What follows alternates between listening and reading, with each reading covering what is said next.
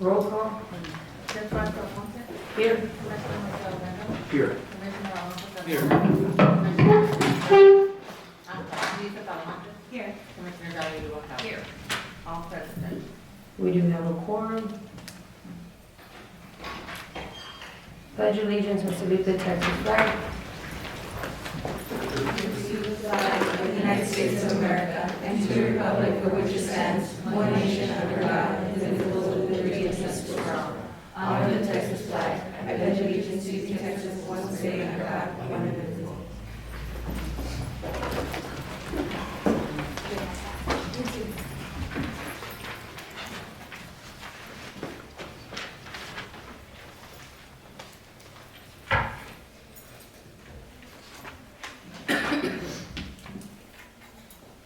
Testimony of oath of presenters, please be advised that you are here present today, that you are under oath before the Commissioners Court. 1.5 Public comments.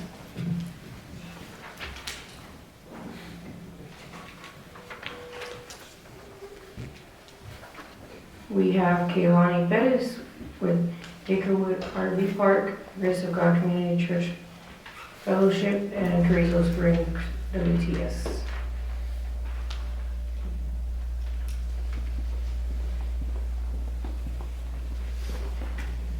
Good morning, Ms. Bettis. You have 3 minutes. Good morning, Judge and Commissioners. Thank you for the opportunity to speak today. My name is Kehlani Bettis. I am a lifelong resident of this county. I help operate 2 family businesses, one that has been established for over 10 years and another now entering its 4th year. And my family and church ministry have been active and well known in this community for over 35 years. I'm here today because of the ongoing stray dog issue in our county that remains unresolved and its impact that continues to affect residents, businesses, and the welfare of animals. While we appreciate the meetings and the conversations that we have had with the leadership, the reality is that this problem continues to escalate. We have experienced constant barking that has driven our customers away, trash and debris that has been left behind, property damage, and ongoing concerns for the safety of our family, our tenants, and other animals.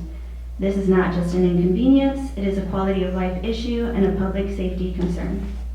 Our family has invested decades into this community through business, ministry, and service. We want to continue contributing positively and responsibly. However, the burden of managing a growing stray dog population should not fall solely on the residents and local families who are doing their part to operate safely and responsibly. We understand that solutions take time, planning, and resources. At the same time, continued delays have real consequences. Businesses lose customers, residents feel unsafe, and animals are left without proper care or oversight, and this affects everyone. My request today is respectful, but also very urgent. We are asking the county leadership to take serious consideration and a decisive action toward a sustainable solution, whether through funding, partnerships, policy changes, or a clearly defined plan. We are asking for progress that prioritizes public safety and humane treatment of animals. Our call to action is this. We ask the leadership to commit to working collaboratively toward a solution and to clearly communicate the next steps and timelines to the community. Our county deserves to be a place where residents feel safe, businesses can thrive, and animals are cared for responsibly. Thank you for your time this morning. Thank you, Ms. Bettis. We have Peter Bettis III, also with Acrewood and Grace of God Community Church.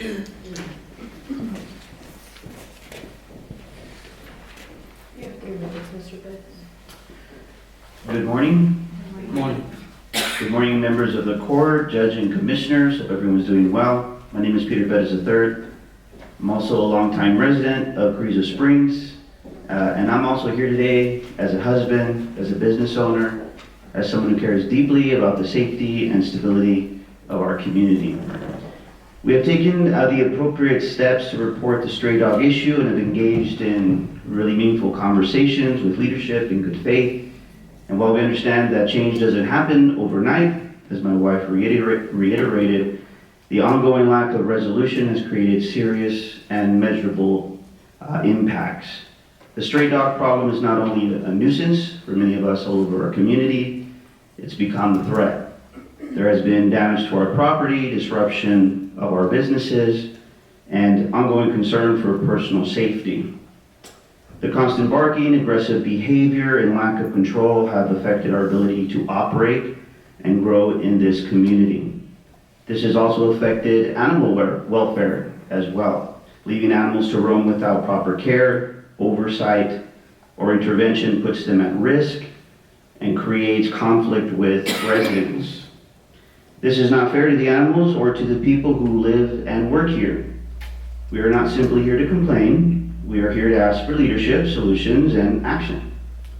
We would like to see a structured, proactive approach that acknowledges the seriousness of this issue, not only for us, but for every citizen. And we humbly ask that Commissioners Court will choose to move forward with the resolution. Our request is that the county take decisive steps to address this problem with urgency. We understand that may include, allocating resources, creating partnerships, or implementing policies that provide enforcement and long-term prevention. The call to action today from ourselves as citizens is for leadership to please commit to a clear plan and timeline. Our community needs assurance that this issue is being addressed and that the safety of our citizens and animals, that it is a priority. Thank you for listening, and thank you for your service to this county. God bless everyone. Thank you. 1.6, approval of meeting January 5th, 2026.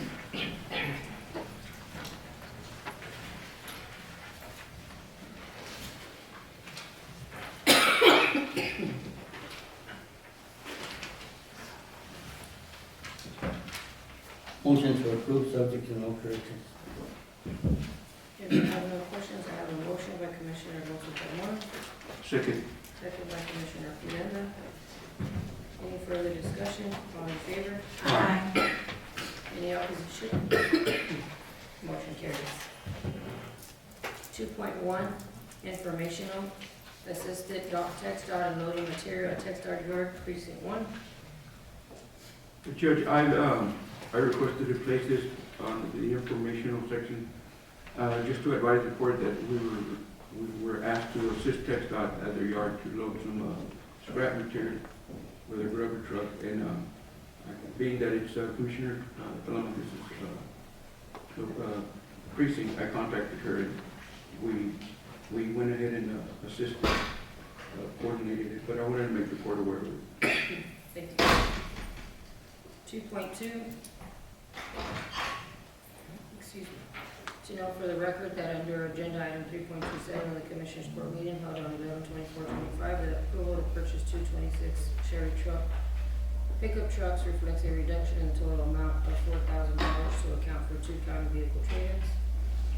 So Judge, this was just the vehicles that I had purchased that was approved for the higher amount. I did end up taking one truck out of surplus, and one that we invested countless of funds into that just have not been operational or used for the precinct, and we went ahead and traded them in for the value of $4,000. 2.3, to inform the court of one full-time position being filled for precinct 3. This is just information as well. We went ahead and brought on a new road and bridge employee. 2.4, to inform the Commissioners Court of the dismissal of road and bridge clerk effective January 8, 2026. As well, Judge, if anybody has any questions or would like to see any paperwork, I know that everything is filed at the Treasurer's office. But that situation stands, there's just an authority to put the court that the dismissal of that position. Thank you. 3.1, approval of bonds. No bonds, Judge. 3.2, discussion and appropriate action to set no parking zones, county employee parking and county business parking. Commissioners, as y'all are all aware, the front portion of the courthouse has been blocked out already for The city of Carrizo. With that being said, District Court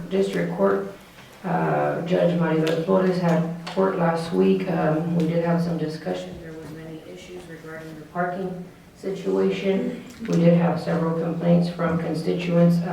Normally they're used to parking on either that front end or this front front end of the courthouse. It was easier for them to walk to go and pay their taxes with Ms. Sandoval. I'm sure Ms. Sandoval got complaints as well, because she's nodding her head over there.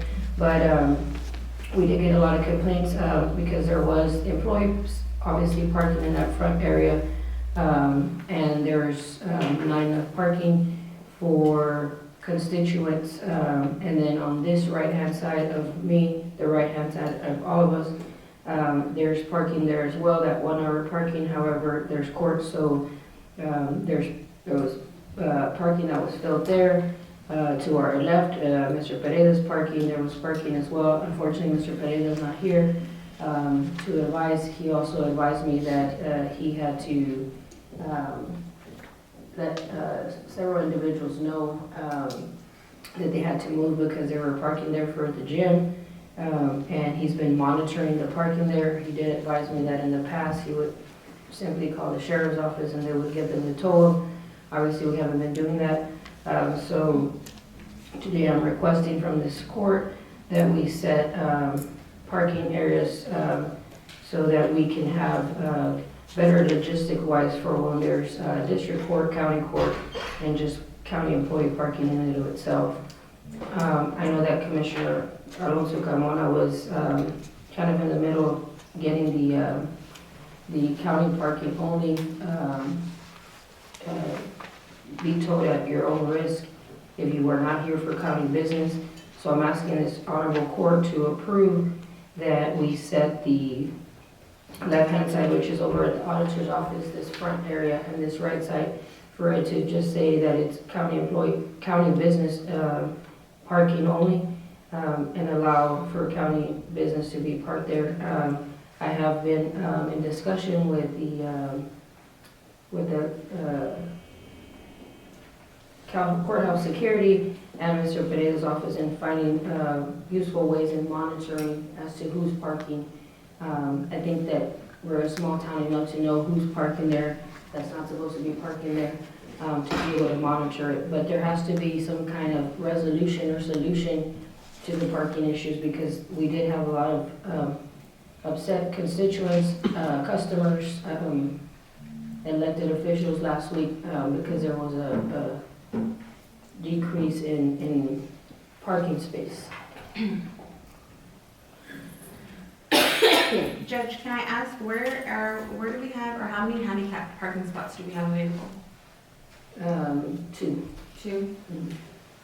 And to be quite frank with you, although we have those 2 parking spaces, and they can be utilized for individuals with, that have a wheelchair or whatnot, because we have ADA compliant, for your elderly, for other individuals that may not necessarily be in a wheelchair, it's a lot easier for them to just park directly in front, right here by the stairways, and it's easier for them to park over here and then walk. I know that was an issue that happened last week. Because I am for designating the areas for county use only, but I would say to add into it that I would think that to be able to benefit the people and the issues that they're having is to designate the front of the courthouse as a handicap as well. So that way it gives the people the opportunity, because sometimes we do have, I'm guilty of it myself. I come into the courthouse and it's just easier for me to park there at a convenience. So if we're gonna designate county parking, I would think that it would work out for the best interest of the people to designate the front of the courthouse, or at least more than half of it for, The only thing with that, Commissioner, is that that's an easement that we have with the city. So that's why there's no disability parking there to begin with, and it was set over here because this is our property. So we can't technically put disability parking there. It'd have to be something that that obviously have discussion with the city of Carrizo. My distinct understanding is that that's why there is none there, and we put it over here on the side. We can also put some on this side, but obviously it's a little bit farther It's for farther. people to walk. So either making this front area for constituents only and have employees park on this side, and have employees park this side, and then just allow constituents to park there. But at the end of the day, the goal is to make it to where it's everywhere. It's county business only, because we do have some people, as a matter of fact, and I'm not sure if Ms. Mary saw this last week or not, but I know I saw it, I know the security saw it, there was people parking on this side that are doing business for across the street, so they weren't doing county business. And that's where we kind of run into a problem where we have people parking in spots that can be utilized by constituents, that can be utilized by employees, that can be utilized by officials, but they're not doing county business. So the main request is to set the right-hand side, the left-hand side, and obviously the front for county business only, meaning that Judge, Monday. will it be lot next to the auditors? Is there a way we might look into, see who owns it and purchase it, and make a parking lot out of it? We can, I mean, there's an owner that owns it. I mean, there's a discussion, we can have discussion with that owner at some point.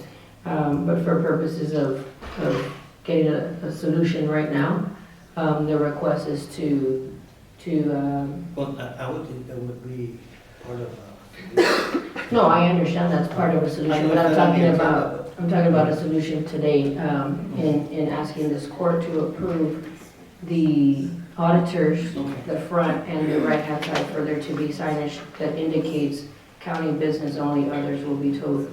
So look, the signs That you we were were going to looking get, into, yes, sir. can we use those Yes, we can. as a record will be called? Correct. And that's the action that I need today.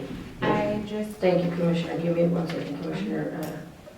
Yes, ma'am. I think I still kind of fall back into the notion of, and I know that you said that, okay, well, they're going across the street or they're going to the gym, but I see a legal lawsuit or a possibility of us kind of running into issues, because what if they do come to the courthouse and then they go to the gym and then technically they park here for county property?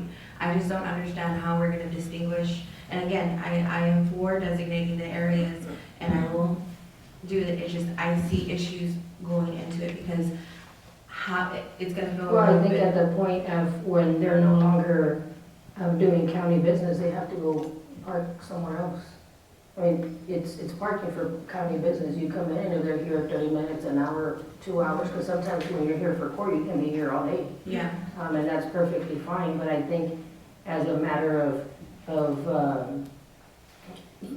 I mean, just common sense, if you're coming in here to come pay your taxes and you decide that you're gonna park here as well to go to the gym, I think that, morally, I think you should know that you're not supposed to be parking here because you're taking somebody else's parking. and that's just my only concern, is that I feel like later on in the future, like if it would you become like we would tow I mean, vehicle, and then it would be like, but I did go into the county, or I was doing this, and then if we ended up coming back and saying like, they Well, get to come into the tax office, but I understand what you're saying is, You just follow along. while they're in county property.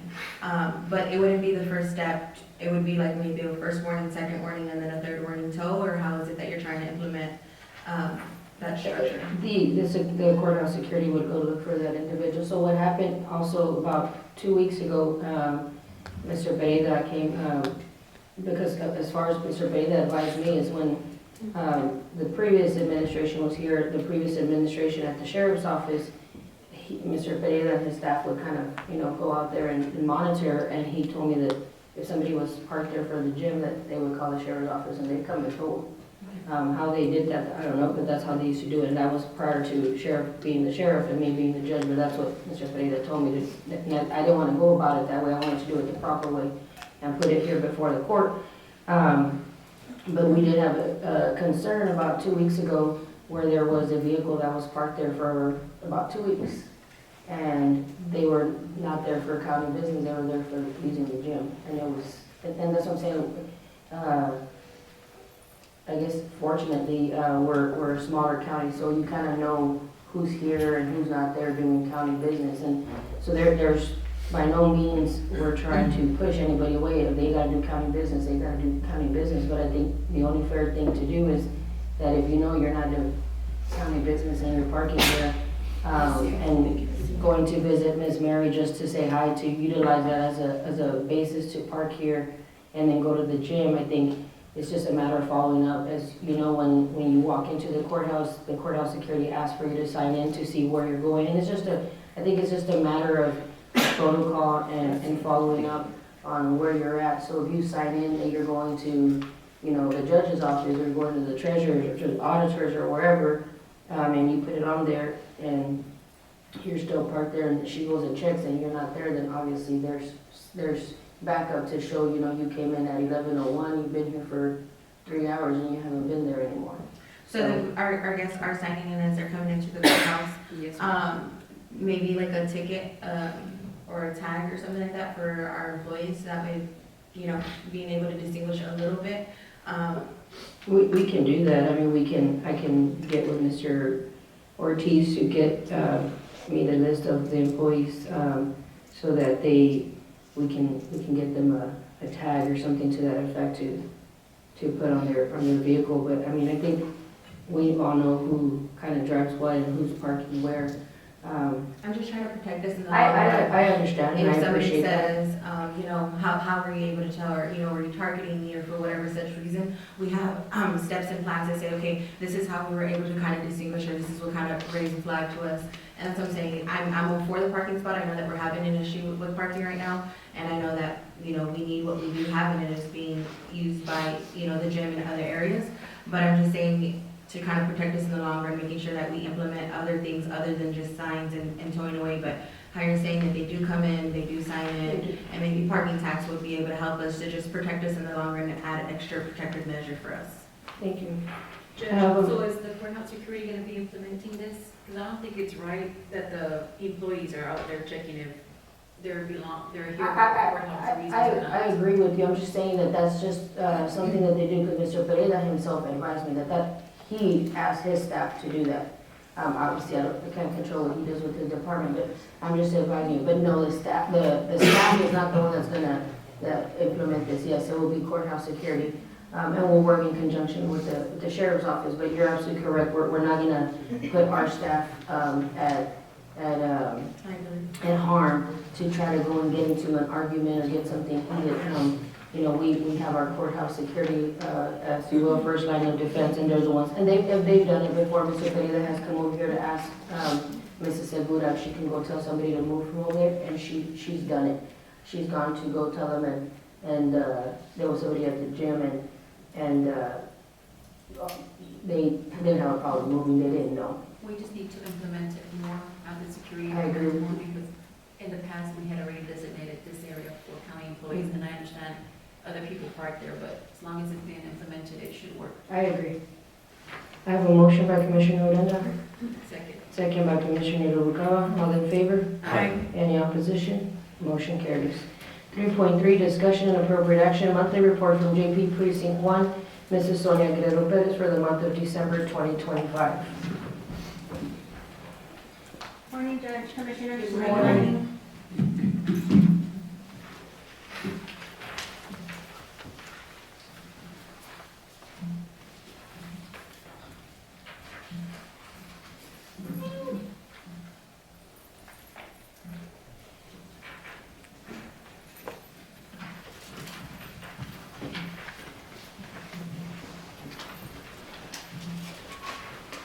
I know that we were having connection issues with your office, with the software that we installed.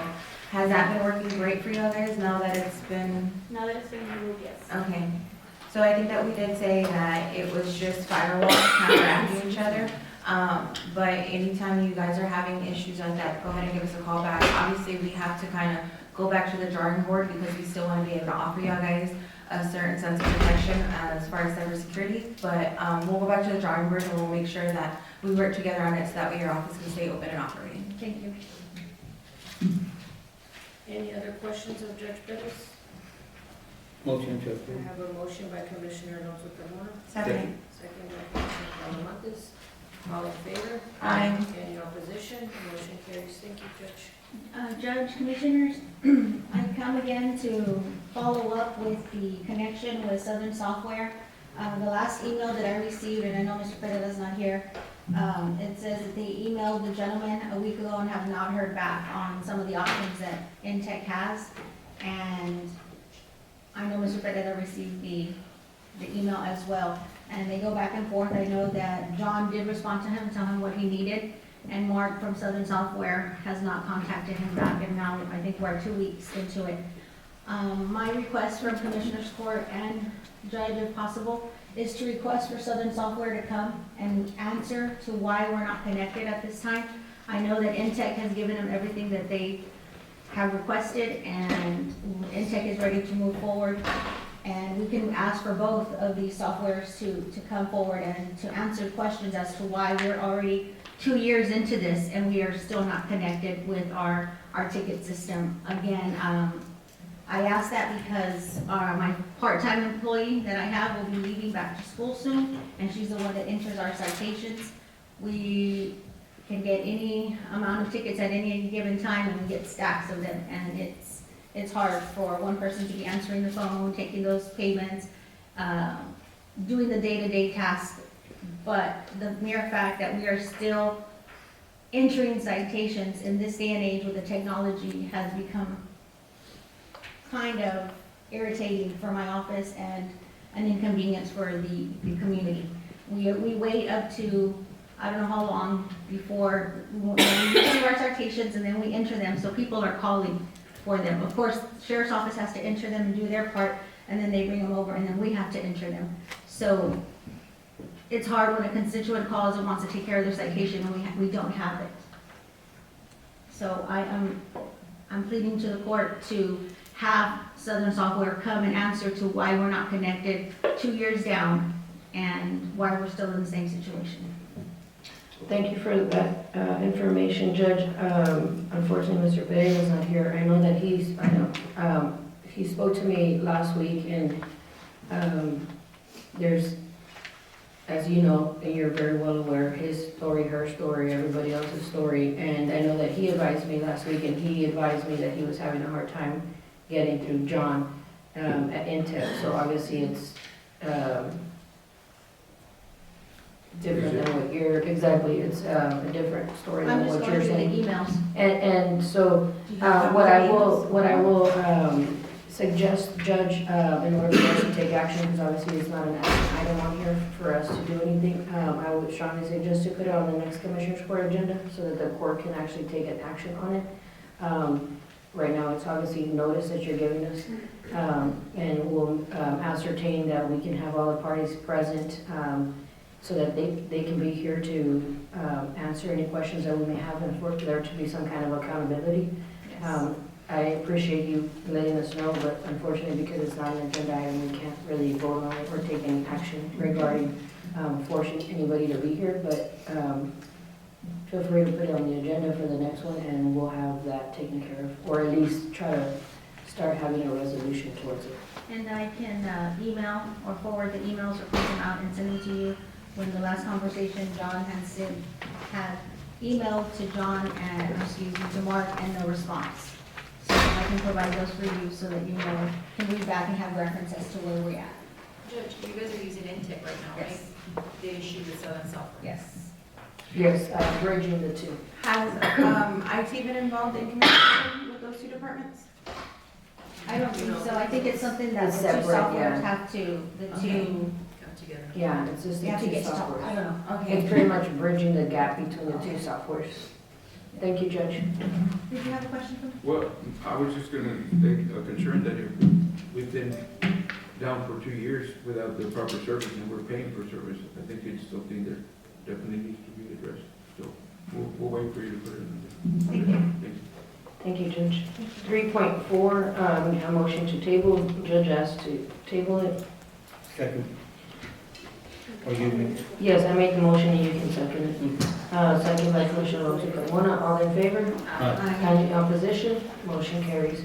3.5, discussion and appropriate action, monthly report from JP Precinct 3, Ms. Leticia Hernandez for the month of November and December 2025.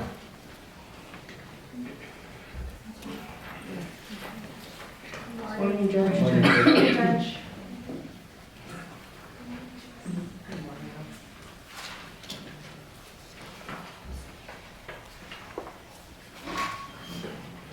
Judge, I know that we've been by the office a few times to help. I know that there was a project that was pending, from Juan's time, which was the carport. We did secure the materials to build the carport for you out there, but we're having issues with the PO, so it's gonna take us some time, but just know that we're still actively working to it. It's just that we can't really go and set up if the PO hasn't been approved. It was an error on our area. The new supervisor that came in went and purchased it through Alamo without securing a PO first, so we're trying to work through that. Small hiccup, small misunderstanding, but just know that we're still trying to work through it to get you that carport up, because I know that you need it for, to be able to not park in the front, to park on the side, so we're still working on that. Thank you. Other questions of Judge Hernandez? Motion to approve. I have a motion by Commissioner Noguera, Second. second by Commissioner Talamantes. Any other discussion? All in favor? Aye. Any opposition? Motion carries. Thank you, Judge. Be safe on the way back, because it's raining. Oh, it is? It is, it's raining outside. Okay. 3.6, discussion and appropriate action, monthly report from JP Precinct 4, Mr. Alfredo Martinez for the months of December 2025.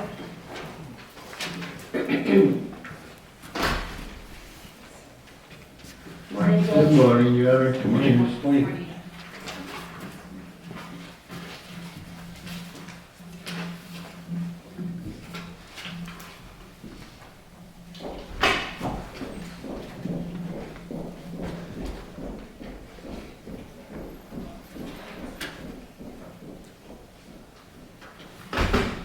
Other questions of Judge Martinez? Motion to approve. I have a motion by Commissioner Alonso Carmona, Second. second by Commissioner Odena. Any other discussion? All in favor? Aye. Any opposition? Motion carries. Thank Thank you, you, Your Judge. Honor. Be careful on your way home. Thank you. 3.7, discussion and appropriate action, monthly report from District Clerk Ms. Marisela Gonzalez for the month of December 2025. Good morning, Judge. Good morning, Ms. Gonzalez.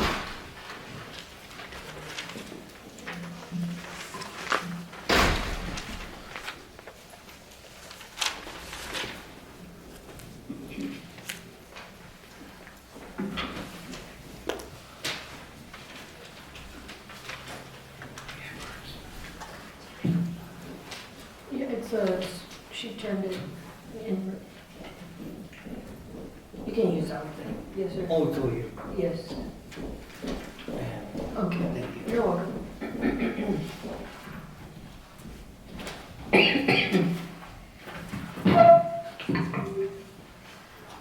No grand jury, I'm not seeing her. no grand jury, Ms. Molly? No grand jury, Judge. I am pleased to announce that on the 26th of this month, Judge Flores will be conducting grand jury via Zoom. That's interesting to me. It's Yeah. never been held that way. So we'll see how that goes. So will she will be doing the thing via Zoom, for the Everybody panel? the juror cards have gone out with a Zoom link, and they've been told what time to log in. And so I think what I'm going to do is to talk to our IT department and see if there's a way that we could use the big screen that's mounted on the wall, so that if there's any people that do not have smartphones or devices where they can use to log in, they could definitely come into the courtroom and Utilize the. utilize it, yes. Wow. And you said the 26th of Of this month. this week, of next week? Okay. And just for reference, Judge, I heard y'all talking about the employee parking or the county employee parking. We do have a 2,000 person veneer coming in this Thursday at the historical courthouse. So parking's going to be an issue, yeah. Thank you for letting us know, Ms. Molly. I appreciate that. Miss Money, I'm not seeing your report. It's on the side here. You can have it. She brought it separate. Oh, okay, I'm so sorry, that's what it was. Well, exciting things, Evan, exciting Yes. things, that's great for y'all. Motion to approve? Any other questions? I have a motion by Commissioner Talamantes, Second. second by Commissioner Noguera. All in favor? Aye. Any opposition? Motion carries. Thank you, Ms. Lonnie. Thank you. 3.8, discussion and appropriate action, monthly report from County Clerk, Mrs. Claudia McDaniel, for the month of December 2025.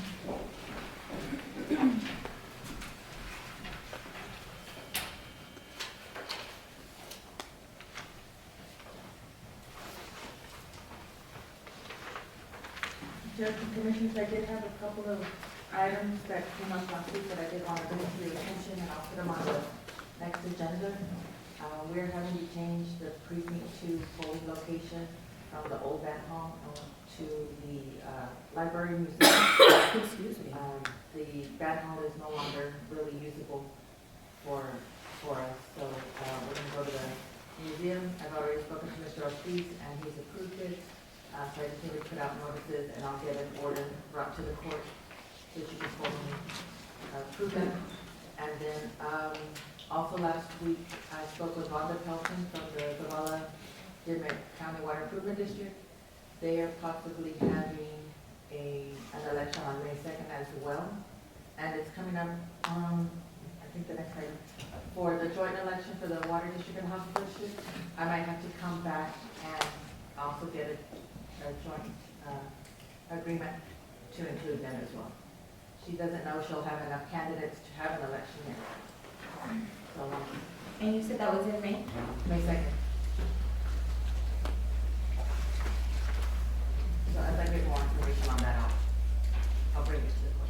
And you said what precinct was moving to the museum? Precinct 2? Precinct 2. I've already alerted the candidates for precinct 2 specifically, and I'm going around and letting everybody else know as well. Correct, and we had it at the band hall, because I thought we had it, no, you're correct, I'm sorry, that was another precinct, so at the museum. Any other questions of Ms. McDaniel? Motion to Thank you, Commissioner. Second, thank you for the information. Motion by Commissioner Linden, second by Commissioner Talamontes. All in favor? Aye. Any opposition? Motion carries.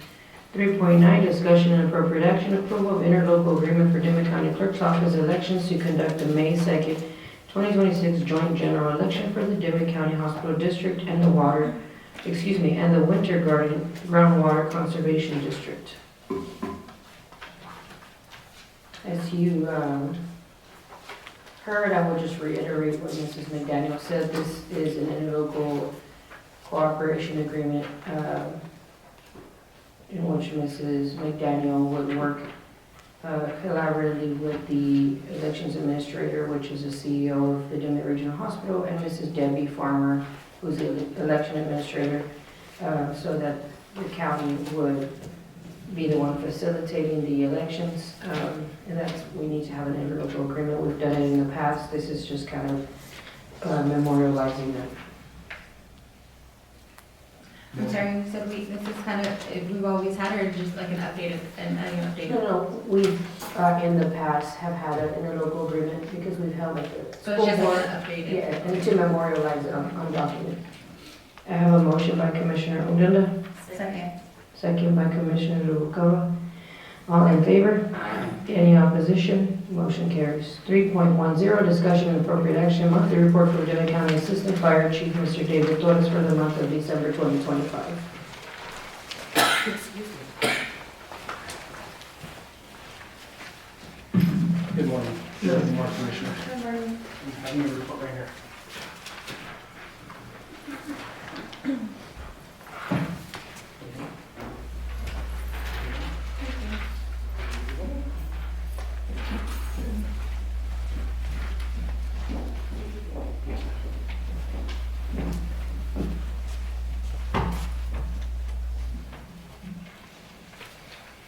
As you can see, for the month of December, we had a total of 6 calls. We did have multiple grass fires, as well as two motor vehicle accidents, with one being a fatality. That was the one that happened on 277. I'm sorry, this one happened on 83 south of Asherton, between Asherton and Catalina.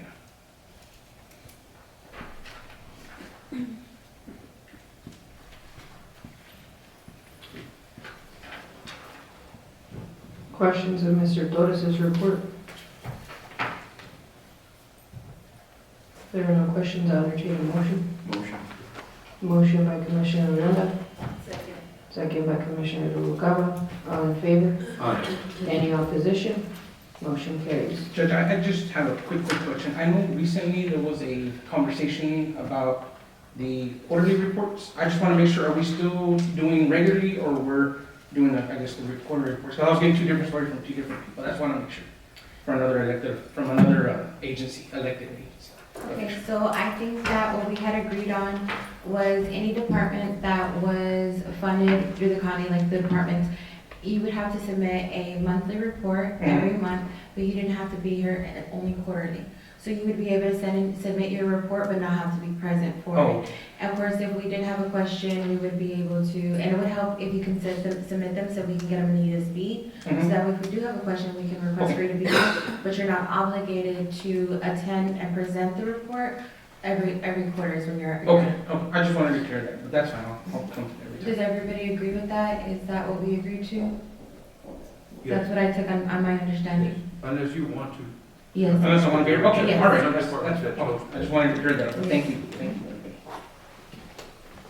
Thank you, Mr. Davis. 3.11, discussion and appropriate action, approval to purchase a brush truck with diesel upgrade from Siemens Modern Emergency Group in the amount of $236,368 to be purchased under the Texas Forest Grant. Explain brush truck to me. Okay, brush truck it's one of our smaller brush trucks, man. Uh-huh, So it's either like a F-550, okay. it's kind of like a regular work truck. It's about that, it's gonna be around that size. It's not a larger brush truck, it's a smaller truck that we And have. it has a tank? And it has, yes ma'am, it has So a fire similar tank, to it like has a all water the truck? equipment needed. So like similar to like a water truck? No, it's an actual, brush truck is the way it is, fire. Yes, ma'am. And how many do you have? The smaller brush truck, we have one, ma'am, and that one's, Current- that small brush truck is current 13 brush years. trucks, How many brush trucks do you Yeah, have? we have one right now, small brush truck, yes. And is there, are you having any issues with it, or? It's just, it's already been through, work, and it's already been 13 years since we've had a smaller brush truck. We do need another one, just due to the fact that, those smaller brush trucks are easier to get into the, ranch areas than our larger trucks that go in there. Okay, And they're able to fit a lot more. And this is the one that we got through the grant, so the county pays, the county pays 10%, and then the grant covers 90% of the cost of the truck. okay, so this is So a the grant. county would be paying about $24,000? Yes, So ma'am. this, No, I'm sorry. They pay, if it's one that's right here, the county would pay, if I'm not mistaken, it's, I think it's a hundred, I think it's 100,000 because they pay the 90% and we pay the 10%, if I'm not mistaken. yeah, but 10% of 236,000 is 23,000. Oh, okay, yes, you're correct. So do we pay 23 or 100,000? It's an 8, and I believe we paid 100,000, I think, it's from what I might, if I'm mistaken. Is it add-ons that you're maybe saying that the price is going up? Was there any add-ons to the truck, or is it all fully? No, it's whatever, it's gonna be the outfitting, how much the truck is what it is. It's gonna be the price of the truck and then how much it is to outfit with the emergency lighting, with all the skid unit and everything else. Yeah, well, I was gonna do with my COs. Wait, What is, manager? Go ahead. What it does is, the chassis itself, it's close to about $90,000. And then when they do the add-ons, it comes out to $167,000. And what it is right now, you can't find no brush trucks at that price, because they're all, that's why there's two quotes. And if you look at the quotes, they're basically the same. The only difference is, I think in one is 10,000 or something less than the one that we got from. So we're trying to go with a lower costing truck. You don't get no fire trucks, because even the brush trucks or the trucks that the other entity got, they got the grant also, but it's running close to about $400 and something thousand per truck.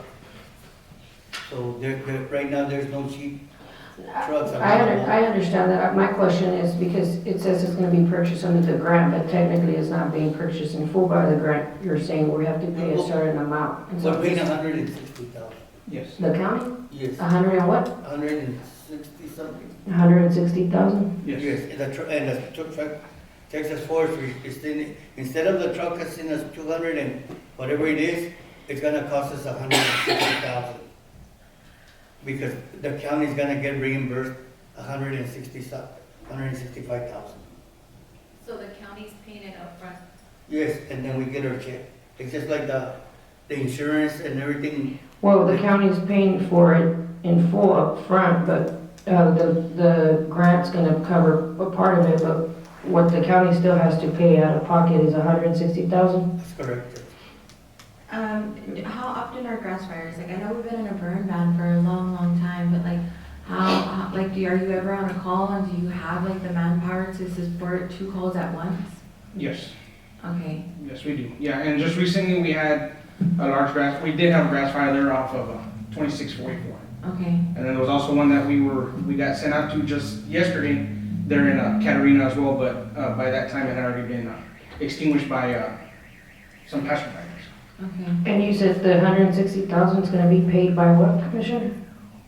The 160,000? Texas Forest Service. No, the I'll get 160,000. it out of the COs. Or text them.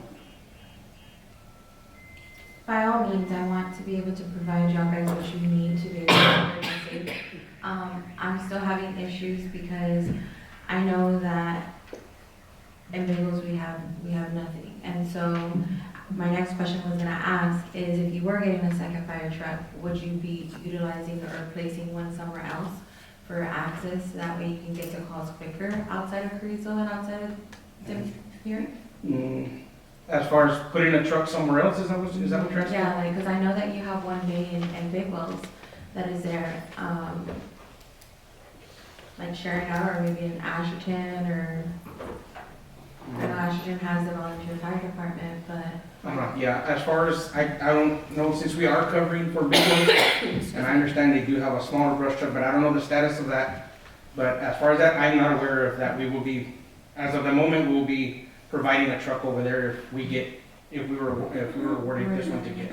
Judge, That's something the only way it'll work is if we place a truck over there, you have to create like a substation, and the members of the people, we have to screen, go through the applications, and then they need to become part of Dimmit County Fire Department. We cannot just put a truck over there, even though we have one day because of the insurance purposes. Big Boss is classified as Big Boss Fire Department under the FFMA, the State Fire Marshal Association. I discussed it with Mr. Pereira. I wanted to put a truck over there. I suggested for him for me to place a truck in Big Boss, and he said no because there was nobody that was there for the Dimmit County Fire Department. Unless people, the citizens there, become affiliated with Dimmit County Volunteer Fire Department, that's the only way we can put a truck there. Other than that, we're not able to do it. I tried to do it several times, and several times I was told. But you do have a volunteer firefighter that is from Big Wells. You actually have 2. There are 2 of them out there, and there's still me, and there's still the constable as well. I mean, if I need to sign up to be an entity to do it as well, I would be willing to do that, because this last New Year's, what I had to do, or what me and constable had to do, was get my water truck and get that ready just in case we did experience a fire, because as you know, 20 minutes out is 30 minutes out at that, maybe even 40. I've never timed the response time, and I don't want to disrespect them, but there is a volunteer firefighter out there that is associated with Dimmit County. He does come and he volunteers over here. I've seen him on the list, and he does live there. So it is possible to do it. Like I'm saying, I just know that since I've been in office, we haven't had any assistance from our Dimmit County fire station, and we are still part of Dimmit County, And unfortunately for us, we don't have a lot, but our mayor has even also welcomed the idea of doing what he needs to do to be able to assist. I did go back and have literally the city and us, we get our water trucks ready when we do need to, and that's what we're doing. So we're pretty much fending for ourselves out there. Again, I don't want to get the conversation hostile, but before my time, a fire truck was lent to the constable before that, and they would use that fire truck on 4th of July and on New Year's. And it was lent to the constable to be able to do that. He got another employee, which that employee also worked for the county, so was bonded by the county as well, and he was able to assist him. We did experience a fire last New Year's. This year, thank God, we were ready, but we didn't experience any fires this year. But again, it's just, are we gonna be actively moving towards that? Because I have a whole town over there that's scared and underserved, and to the point where we have to rally together to make sure that we're taking care of ourselves. We're used to it, but I do know that it's a possibility that Dimmit County can help us a little bit on that sense. And even if it's not over there permanently, I mean, purchasing another truck, you would have an eager spread of the load to make sure that we're getting serviced as well. So I'm gonna motion to table until we discuss. We got a Motion certain to- time on this grant, so. Motion to table. A motion to table by Commissioner Talamontes. Judge, I have a question. My question is basically trying to get the package together, the value of the truck that's stated on the documentation. Yeah. You were asked earlier, that comes with a tank, and you said no, but that comes with a skid. The skid unit is what it is, sir. I'm sorry, it's, the So skid it doesn't unit, have- yeah, it comes with the, it's gonna be, it's a tank, it's a, poly tank with, foam, with the, I think it's a 10 or 20 gallon foam tank, but it comes with a pump, everything, all the plumbing that's gonna be installed on there. 300 gallon, 400 gallon tank? It's gonna be, I believe we have it at, we believe we were able to, they were able to make it up to 400 gallons. 400? Yes. Where's that info at, David? I don't think the one that we submitted, I think, the one for Sid and Martin didn't, for some reason, the individual didn't put like the breakdown of the truck. Metro did. Metro did, yes, sir, yes. Metro, fire apparatus, I'm not sure if that was also included with y'all. Metro fire apparatus is the one that has the, breakdown of, the entire truck. So I the mean, truck's lighting- gonna be basically ready to operate once it gets here? Oh, yes, sir, yeah, no, it's, however we request it is the way that it's gonna be built. There's no gonna be any other added? No other add-ins Maybe as we get it, no. Everything, once we, if we were to approve it, they start production on the truck. Lead time, I don't have an exact lead time because they're still getting more chassis sent to the company. So we could be looking a couple of months, we could be looking at least 6 months maybe, up to maybe 8 or 9. But once they go into production, the truck will be built the way we had originally made it for the quote. There's no add-ons, and then it'll be ready to go once it gets shipped out to the department. Well, of course, after all the paperwork with the insurance and everything on those trucks, then we'll be able to operate the truck. I have a motion to table by Commissioner Talamontes.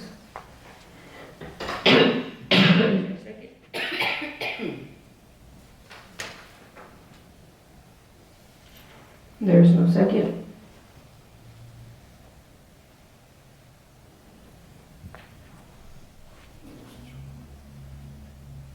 Motion to Is approve. there any other motion? I have a motion to approve. I have a quick question for you, Mr. Torres. Is Yes, there sir. any way that you can get us, just for purposes of justification for the constituents, like the breakdown of Yes, the I cost of will what is get that to actually, him. I'll make contact with. of what it's gonna cost the county Yes. and what's gonna come under the actual grant? Just Yes. for Yes. transparency, because on its face, it looks like the grant's gonna pay for all of it, but if they're not, just so that we know how much county's paying for, because Commissioner Carmona's telling me that he's gonna pay for the remainder out of his CO, but just so that we know how much. Yes, I will get you where the paperwork that shows how much they're gonna pay. the full amount up front, Uh-huh. and then the grant's supposed to reimburse the Yes, county. the grant is supposed to reimburse What was the the percentage? agency. He said 90, but it's not 90. Okay. It's, so it's, cost of the vehicles, what is it, 236,000 Yes. or something like that? Excuse me. Judge, do you think it's wise to approve though, not even knowing how much we're gonna get back? I just told you, ma'am. You're not sure on the percentage, Mr. Guerrero? I'm not saying It's, I understand your, Because at this Position. point, we would be losing more money rather than saving some. I would understand if there was a possibility that we would get back, possibly a little bit more, but right now, we don't even know how much we're crediting back. so based on your testimony, Mr. Torres and Commissioner Carmonas, it reflects that the grant is gonna cover about $76,000 of that 236. The grant would cover 76,000, and then the county would pay the remainder, 160,000. Which that's, Okay, I would need to get with you on that one, Judge, as far as the, so it's about, the grant covers about 30% of the cost, and the county would cover the 70%. And that's not far off from right.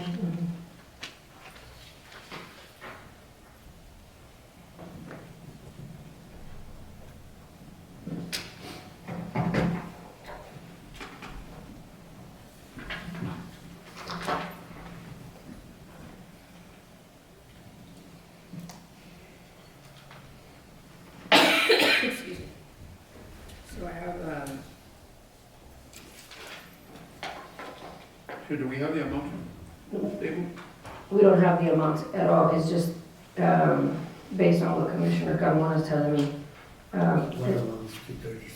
236, We do have the amount.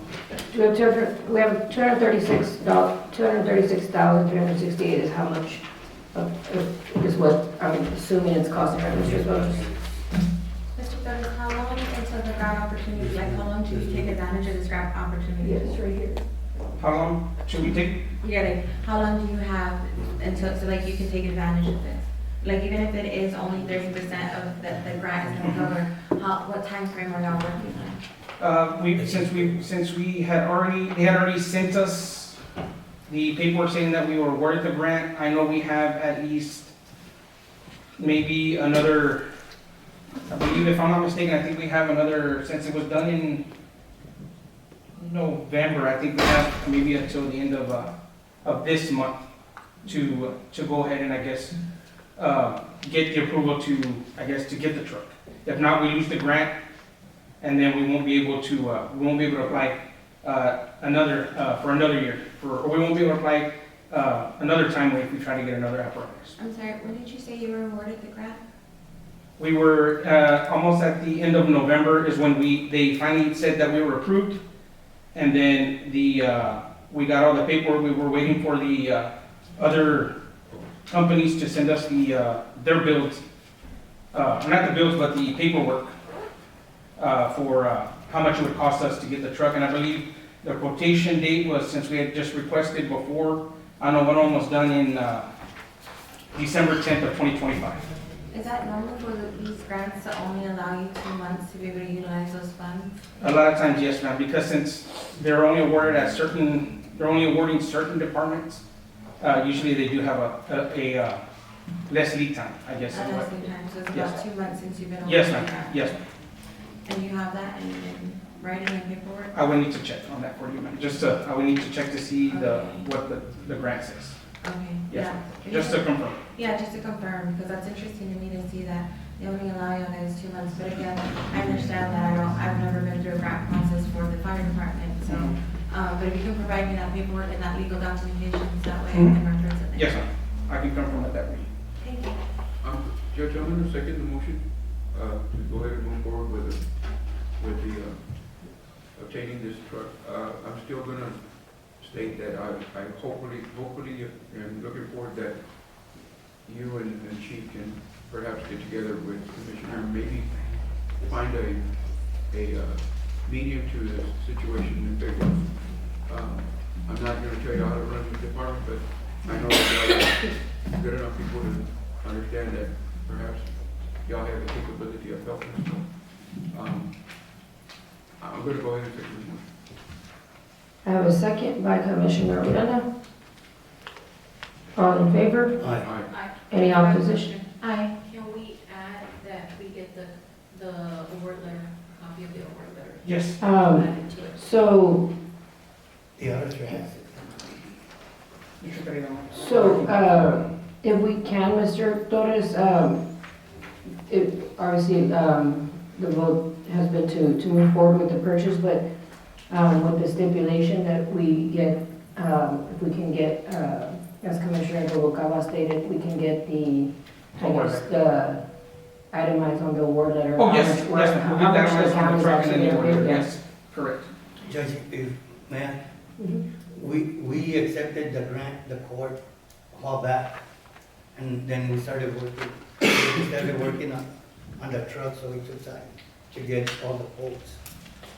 But it was approved by Commissioner's Court to accept the grant.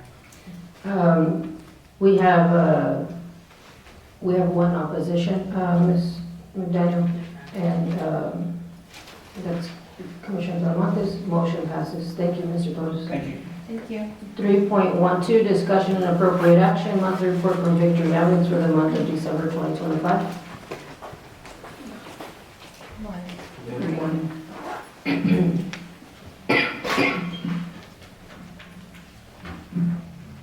Morning, ma'am.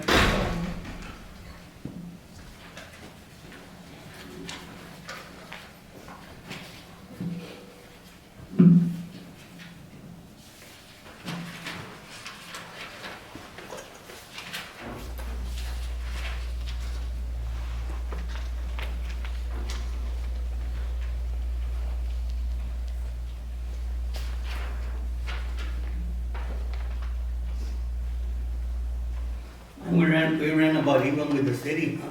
Yeah, 61 each, yes, that's all. yeah, it was odd.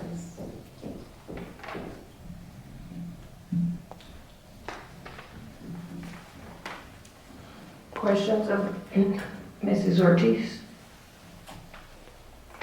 Yes, how many 911 units do we have running right now? We have 4. And one is always reserved for county, correct? One is reserved for county, one is reserved for city. Questions? Motion to I approve. have a motion by Commissioner Alonso Carmona, Second. second by Commissioner Odena. All in favor? Aye. Any opposition? Motion carries. Thank you. Thank you. 3.13, discussion and appropriate action, approval of the Edward Brin Memorial Justice Assistance Grant 572001 resolution. Good morning, Commissioners. Morning. So, these next, aside from the 3.13, 14, 15, and 16 should all say resolution. So now, this year, the state has required that all resolutions be approved and submitted before I even apply for the grant application. They will not accept my grant application without a signed resolution. It's due February 12th is the deadline. So that's why I have it here on Commissioner's Court. This Edward Byrne Memorial Justice Assistant Grant, it's still in the works of the Sheriff's Department. This would be for the Sheriff's Department. They're still looking it over to see exactly what it is that they would want to request. I haven't started this grant yet. And you said that this one was due in February? Yes. So these grants, these resolutions, all of them, 3.13 and 3.1 through 3.16, are simply for the purposes of pretty much giving her the opportunity to apply. That does not necessarily mean that we're going to get the grant, obviously, but as Ms. Rodriguez mentioned, the law changed in September 1, I think, this September 1, that now in order for us to apply for any grant through the e-grant system or through the governor's office, we have to have a resolution in place. Before, we could just apply and you can get the resolution after the fact, but now you have to have the resolution first, then you can apply. Yes, I must upload it. It won't let me submit the grant without an uploaded resolution. And I'm sorry, and I just to ask him, and I know that I can't ask you,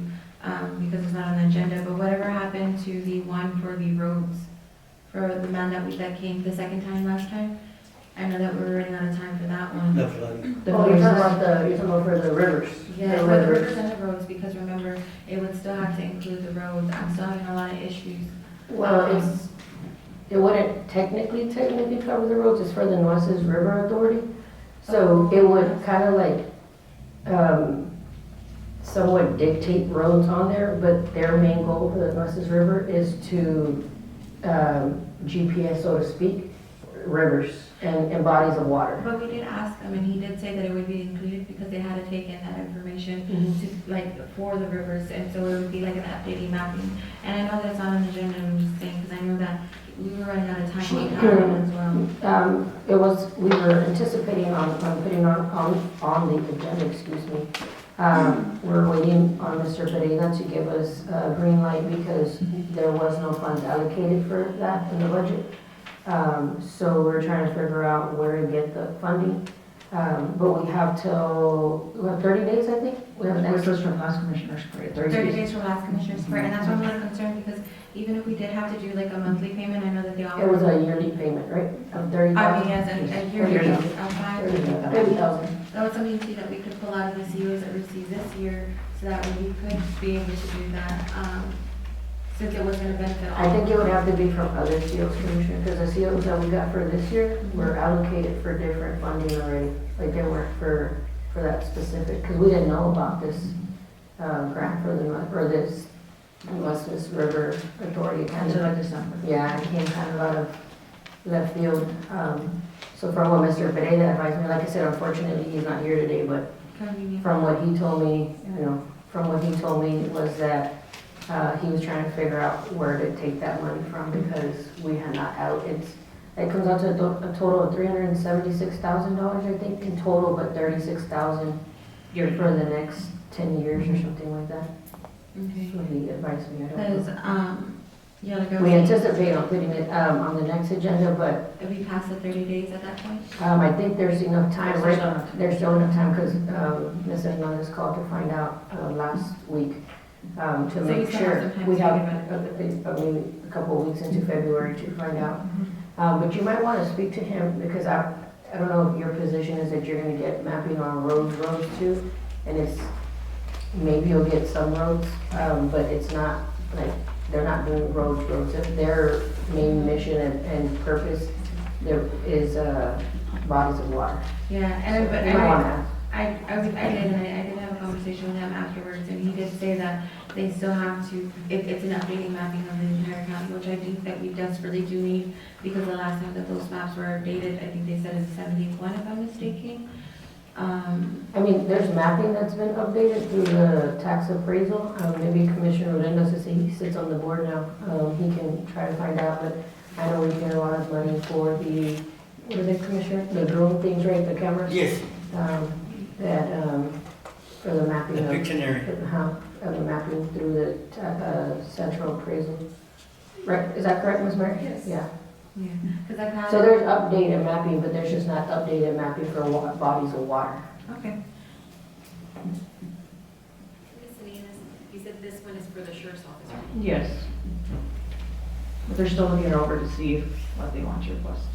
So this is just you start the process to see if there's anything you don't like? Yes. So the Edward Brin Commissioner Duokawa, that goes through Middle Rio Grande. Yeah, we used to. She knows. Yeah, you We remember. used to have this one. Any other questions? Thank you, Commissioner. I have a motion by Commissioner Odena, Second. second by Commissioner Duokawa. All in favor? Aye. Any opposition? Motion carries. 3.14, discussion and appropriate action, approval of the state and local cybersecurity workforce development grant 5728201. So this one is for our IT department. I started this one, I've already completed the other one, the one on 3.15. This one, we've met several times with Commissioner Talamantes as well as IT to see exactly what it is that they wanted to request. For this workforce development one, they're requesting funding for training to do with cybersecurity for the county employees, as well as maybe possibly hire or request funding for another position. So moved. Motion by Commissioner Duokawa, Second. second by Commissioner Odena. All in favor? Aye. Any opposition? Motion carries. 3.15, discussion and appropriate action approval of the state and local cybersecurity mitigation grant 5729001. So this one, also for the IT department, but this one specifically is for software and the servers so that we can upgrade all the software and servers for the county. There is a 30% cash match, which I have advised Commissioner Talamantes. So that would, the total will come out to $321 that we're requesting. The cash match would be $110,000. That's what we would have to. And those servers are well over, 10. Some are well over 10 years old. Going back to 314, the total amount, do you have that one? No, I haven't applied for that one yet. I've actually already started it today. The only one you've applied for. More on the second one. So, yeah, he's been focusing more on that one. So moved.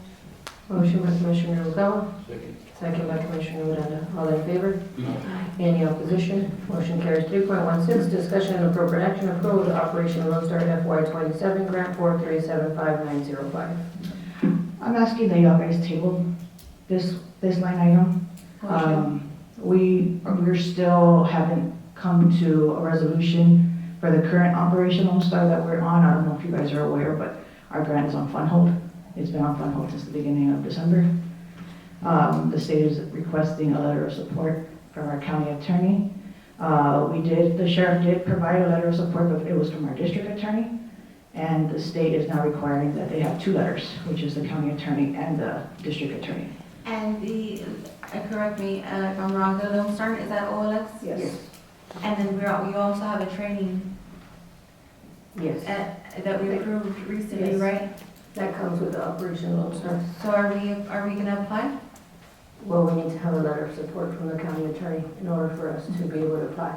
So right now, we're not gonna be able to get funding unless we get a letter of support from our county attorney, in order for us to move forward with Operation Lone Star. Okay, now I'm getting, this is all coming together, and this is what we're talking about. So what have we done to be able to secure that letter? My distinct understanding is Ms. Rodriguez, you spoke to Mr. Gonzalez? Yes. I spoke with Mr. Gonzalez. He advised that the county judge and the sheriff have asked him for the letter of support. And until then he won't consider until then. Okay, so the county judge nor the sheriff have asked for the letter of support. That's correct. And you're requesting the email format as requested, or? Come to my office or go to their office, what's the problem? Okay, Door's always open. okay. I'm in my I office. think we can So send an you're- email to so you're memorialize I'm it. gonna accept an email. It's a request, Mr. Gonzalez. This is not So you're willing to affecting. provide it as long as it's requested from your office? Issue. Yes, sir. In 2024, I got $10,000 in Operation Lone Star. The court never put it on the agenda so the contract could be approved. Here's a copy of the agenda request, and then through Selena, I got a PO. That was denied by Mr. Pereira. I have to show this during the budget also. Now, 2025, they didn't have the courtesy to come ask me for a letter. They asked me if I would support it. No, because they didn't approve my grant for 2024. 2025, what do you all do? You approve a resolution in Commissioner's Court saying only the county judge has the authority on that grant. So why do you need a letter from me? Nobody came to ask me. And then I'm told that the sheriff had the state rep, Mr. McLaughlin, send me a letter saying we need to support the grant, and nobody will ask me for a copy of the grant or for my letter of support. They bypassed me again, went to Mr. Sedna. When that didn't work, I get a call from Mr. Pereira. Last Wednesday was the first time Selena came to my office and asked for 2027.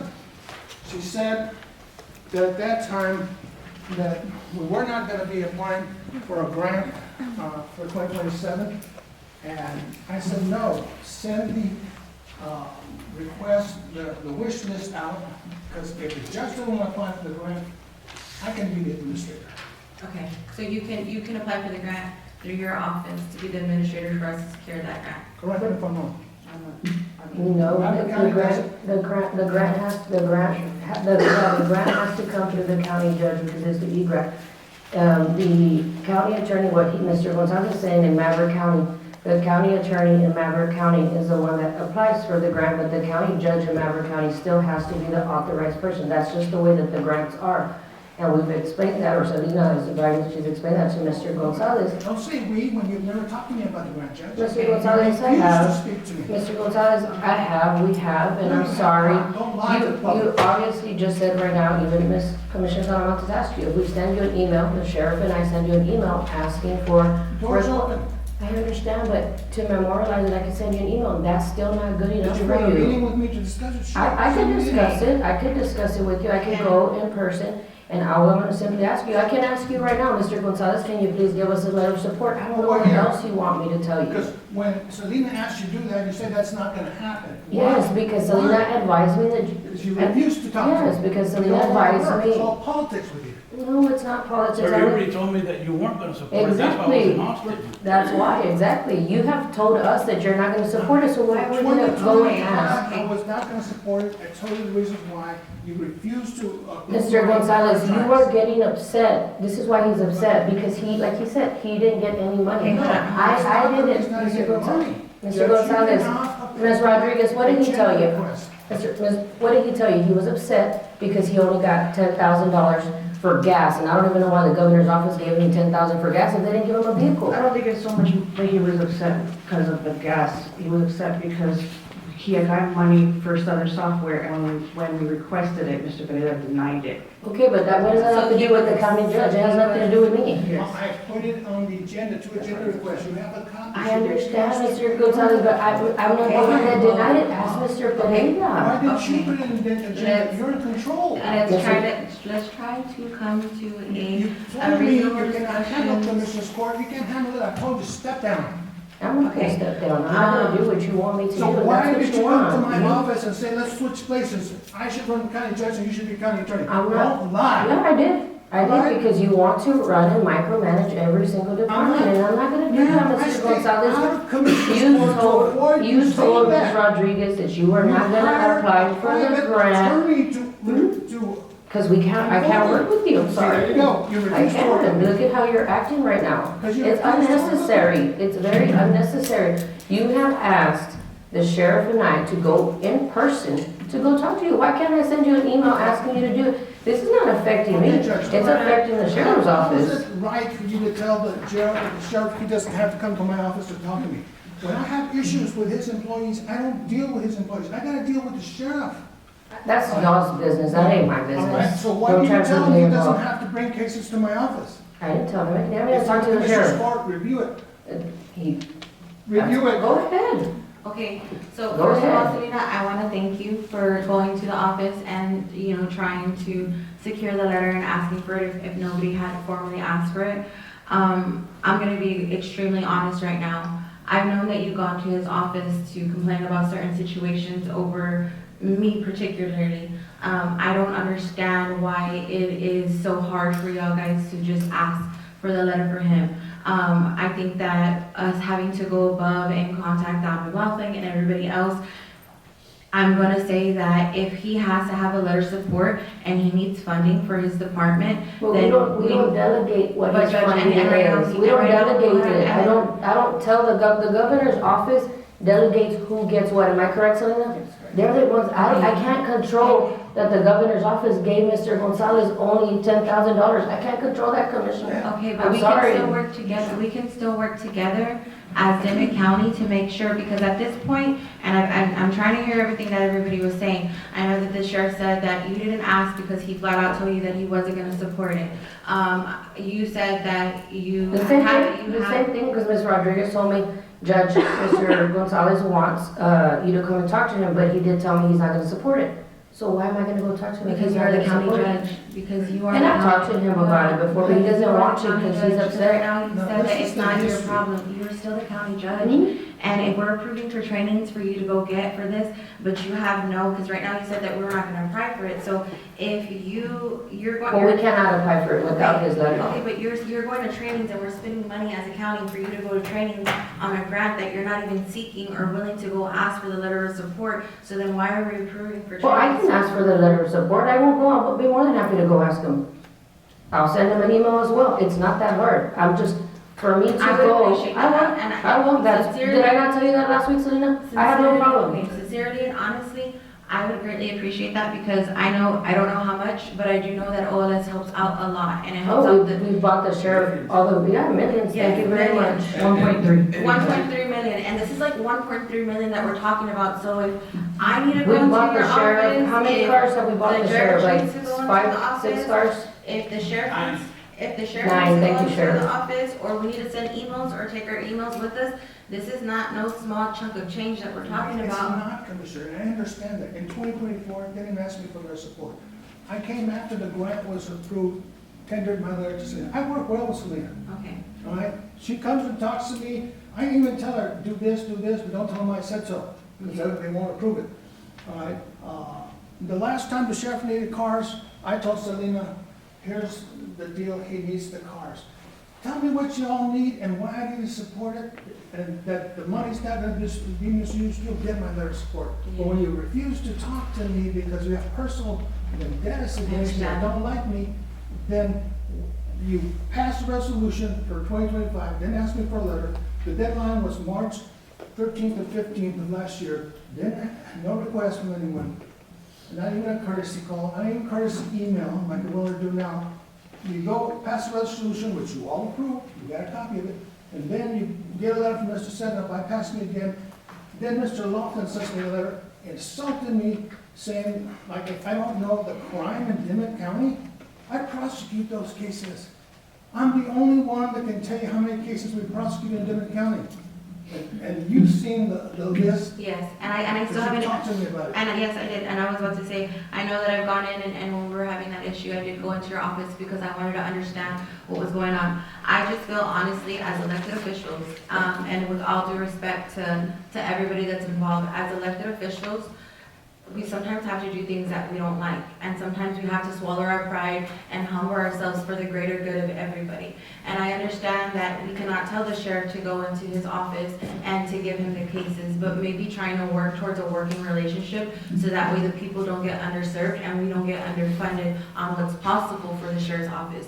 And as well, Judge, too, I know that I understand that you said, but I've told you this many times, you're very convincing when you want to be. And this is something that you can definitely put some energy towards to make sure. Commissioner, I'm the one that brought Operation Lone Star here to Dimmit County, and Selena can tell you that I'm passionate about it. And I'm passionate about it. And I'm not trying to sit here, and I'm not trying to make the situation more hostile. Thank you, I Literally, appreciate I that. really just want for the three of y'all to be able to come to a working relationship and do what needs to be done.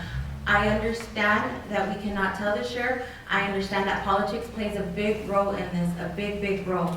We cannot continue to move forward the way that we are. And if having a sit-down conversation is all he's asking you, on my end, it's the least of decency of respect that we can go into his office and sit down and say, what are your issues, what are your problems, what are your concerns, and then work towards a resolution. If he's saying he hasn't received any money and he didn't receive any money, I'm still going to prosecute the cases. I know. That's my job. Exactly, and that's what I'm saying. Whatever issues that we're having, we can sit down and have a conversation to make sure that everybody's needs are being met, so that way we can have the working dynamic. But if nobody's willing to speak to him or ask him for it, or even a simple letter of support, then I'm sorry to say it, but then what are we doing up here? Because at the end of the day, you still have a caseload that isn't being moved. It's gonna affect all your grant process. We're approving for you to go to trainings for this, and you have no interest in applying for this year's grant, all simply because you don't wanna go into his office and have a sit-down conversation. When I've known you gone to his office over other situations, to me, it just seems a little bit, and excuse my bluntness, oxymoron to say, I'm gonna let go of millions of dollars just because we don't wanna have a conversation with Mr. Gonzalez about it. You all have seen me before, when the sheriff was in his budget or he needed something, I stand up here, I come up Yes. here and stand beside him. He needs more cameras for his jail, so that we won't get sued. I'm pro law enforcement. He needs vehicles. The sheriff was the only one, when I didn't get any money, that offered to give me any money out of what he got. See, and that's And what I'm I saying, thank there's them a for working that. relationship there. We It's a process. we talk on other issues. When I need stuff for protective orders, I can still communicate with the sheriff's office. He'll get me what I need. If I need officers to come testify, I have to subpoena them, because that's what he requires, and I'll subpoena the officers to come testify in court. But what I need, and what the misunderstanding is, I've got cases that are not being properly prepared. He knows how to do it, because he was a former investigator. He used to come in with Marion Boyd and discuss the cases with me at times. You know, I just had a conversation with Mr. Boyd, he goes, yeah, I remember that. So, I just need to point out any defects and say, correct this, because, with DPS, I had a liaison officer. I don't have one anymore. So it's just one time that you're requesting for him to go in your office? It's not every case, every case? Straighten this out for me. Okay. I don't want to be rejecting cases because they're incomplete. Now, the Code of Criminal Procedures and the code has been modified, it's now 28209. They signed an acknowledgement saying that stated the case is complete. The last case I got, I rejected because I couldn't view the videos. I had the officer in my office, couldn't review the videos. What they didn't tell me is they have a new system where they can download their body cams now, and we got that after the fact from one of the other sergeants said, hey, we'll help you out. So there's still some communication there where we can get what we need when I need it. And I have seen you come up here and advocate for the sheriff's office, and I've seen y'all guys work together on other things, so then I'm starting to wonder, maybe there's a miscommunication issue or not a direct conversation issue that's not allowing y'all guys to get, because I didn't know, and I'm being 100% honest with you. I thought that what you were requesting the judge to do was the sheriff to do was take every single case load. Is that what you understood too, Sheriff? That's what's on his desk right there. Okay, and I thought that it was every single one, but now that we're hearing from him and just a little bit of conversation and communication, he's not requesting for you to do that. It's just a one-time thing to be able to say, this is the issues that I'm having and this is what's coming. I have no problem with that. And here's the deal. y'all guys are communicating. Y'all guys can communicate. The both of y'all guys do the best that you can for both your offices and departments. So honestly, what's being shown is that Sheriff, you and him, y'all guys are able to come to a resolution and conclusion together, because at the end of the day, you guys are the ones that are dealing with the victims and having to look the victims in the face, right? And discuss it. So I see both of y'all guys being able to work this out with the caseload. I'm not saying that the conversation needs to happen here in Commissioner's Court. I trust y'all guys to be able to do that, yourselves. And I But- want that, and let me tell you why. Okay. Because when the sheriff tells one of the deputy clerks that, well, you know, I'm not gonna take the cases, I'm just gonna wait till the statute of limitation runs, and then they're gonna be dismissed, I have a problem with that. Well, yes, I have a yes, serious problem with that. of course, of course. Because you're not taking them. You don't bring them. Well, see, there you go, you want me to take the case. But There you go. it's just a one-time No, as no, well. no, no, you want me to take Okay, every but case. have we tried one time, and that's what I'm saying, No. I'm asking. I was in his office the other day, he requested for me to be there, I was there. He was. Okay. And I told him, we'll discuss the other Can issues we when we sit have down time. and just do it one time, even if we need a bit of training, even whatever we need to do, and we need to think of the victims. We really do need to think of the victims in this situation.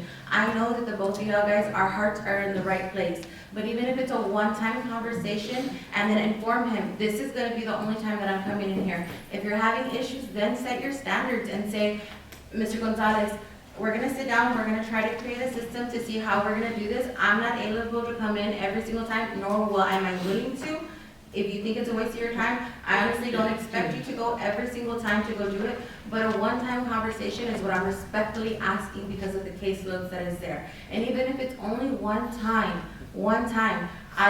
I will give you every single benefit of the doubt from here coming on board, because it's one time. If there's 97 cases, There's more than that, 150 something. 150 something cases, it's gonna take one trip to get 157 cases to be seen and for us to decide what we're gonna do about it.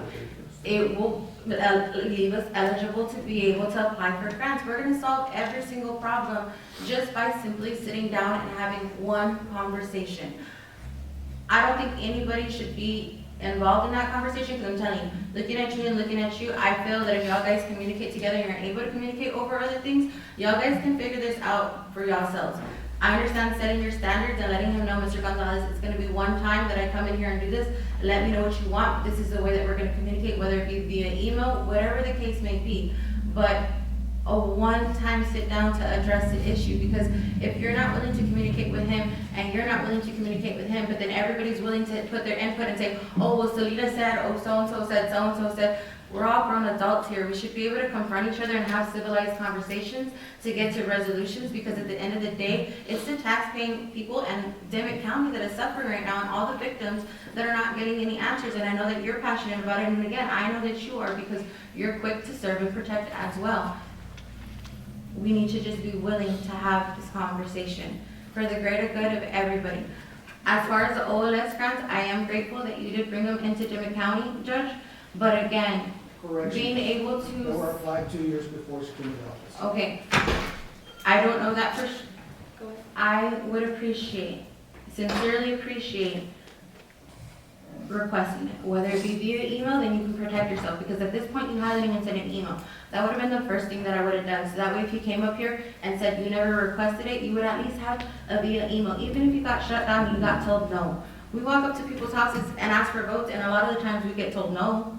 I mean, we do it on a daily basis. I just don't understand why here in the courtroom, it's not something that we're willing to do. I never said it was not, no, what was not willing to do. I've talked to Selena about it before. She knows. Okay, because right now, what I'm not gonna sit here, this is not a platform for me to sit here to argue. I know my position. All I'm gonna say is I have gone in the past to talk to Mr. Gonzalez. I've talked to him before about the grant before, and he had his concerns and he was upset. And it's very hard to sit there, and I'm not gonna try to bring anybody in. I will speak for myself and myself only. It's very hard to talk to Mr. Gonzalez because he gets upset. I'm not going to sit there and spend half of my day arguing with Mr. Gonzalez over items or things regarding this grant or anything else that I cannot control. The last time I talked to Mr. Gonzalez, the last time I talked to Mr. Gonzalez, he was upset. He was upset because he only got the $10,000. Wrong, Judge. It's okay, Mr. Gonzalez, I'm not gonna argue, I'm not gonna use this platform to argue with you. All I know is that he, Put my grant, my contract on the agenda to get it approved. and I will tell you what I'm gonna tell you now, I'm gonna tell you over and over again. Mr. Pereira advised me that we could not get the grant. I'm sorry, he's not here exactly. It's real easy to cop out and not be here, he's not here. But all I'm gonna tell you is that I can advise you that it's very difficult to sit and talk to you about anything because you get upset, and I'm not going to argue. I don't want to argue. I don't. And that's, Commissioner, anybody can sit here and say, Mr. Gonzalez, I'm not going to throw anybody under the bus, but I've had conversations, and it's very difficult to talk to you. I'm not going to do that. I will take my full accountability, and it's hard to talk to you. It's hard to have a conversation because you get upset over matters that I cannot control. I cannot control, and you can ask Selena. That first year they gave you something. We made phone calls. Why? To me, I think it's ridiculous. You should be getting more than the sheriff or more than other people because you're prosecuting the cases. I agree. I was a prosecutor. I don't know why, other than we were advised, Mr. Gonzalez, allow me to finish. We were advised that the reason why was because you wrote a hateful email to the governor's office, to DPS, and they decided not to give it to you. Is that not what they said, Selena? What's the hateful email? You cursed at them, Mr. Gonzalez. You cursed at the DPS. Yes, you did. The sheriff sent me the email, and after that happened, we got back the grant, and they didn't give him anything. How is that my fault? That is not my fault. And he got upset, and it's the judge doesn't want to give us anything, and we're in county court. We are in county court.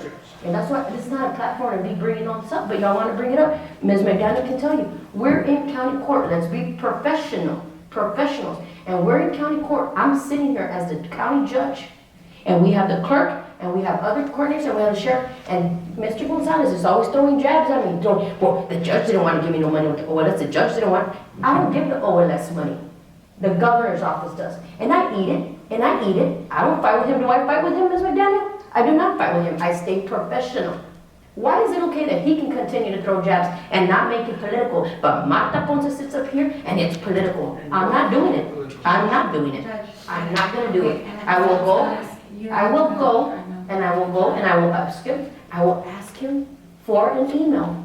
I will ask him to get us the letter, which I'm doing it right now. I'll give you a signed letter, the original letter. I will do that. Because I will it's do not that, here. It's but not I'm here. not gonna sit here and be nobody's piñata either, and let us pretend like we don't know how Mr. Okay. Gonzalez can react. Guys, we're already on the, You react to it. we're out of the, we're out of line already. Thank you, We're just here to Commissioner discuss and Rubalcaba. appropriate action on approval of the Operation Lone Star. Thank you, Commissioner Rubalcaba. Requesting for it to be We're out of line tabled. already. Exactly. Mr. Gonzalez, what will it take for us to get the letter for the resolution? This is what Selena and I So talked it can about. be done. This is what I talked, Selena and I talked about. She said, well, we're not gonna send a wish list, is that correct? Usually what I do is, as soon as the grant opens, I send out an email to all of the elected officials and people that can benefit from OLS, asking them for them to send me their wish list. Have you done that? No, because I don't, Did I recommend you do that? yes, he did, but, But you chose not to because you said that he wasn't gonna give us the letter, is that correct? so after I spoke with the judge, she said, well, we still need to take care of this first, All right. so I have not. So you have not reached out because it, Yeah, well, I don't wanna She chose send not out, to. and then we haven't even resolved this issue yet. she still works.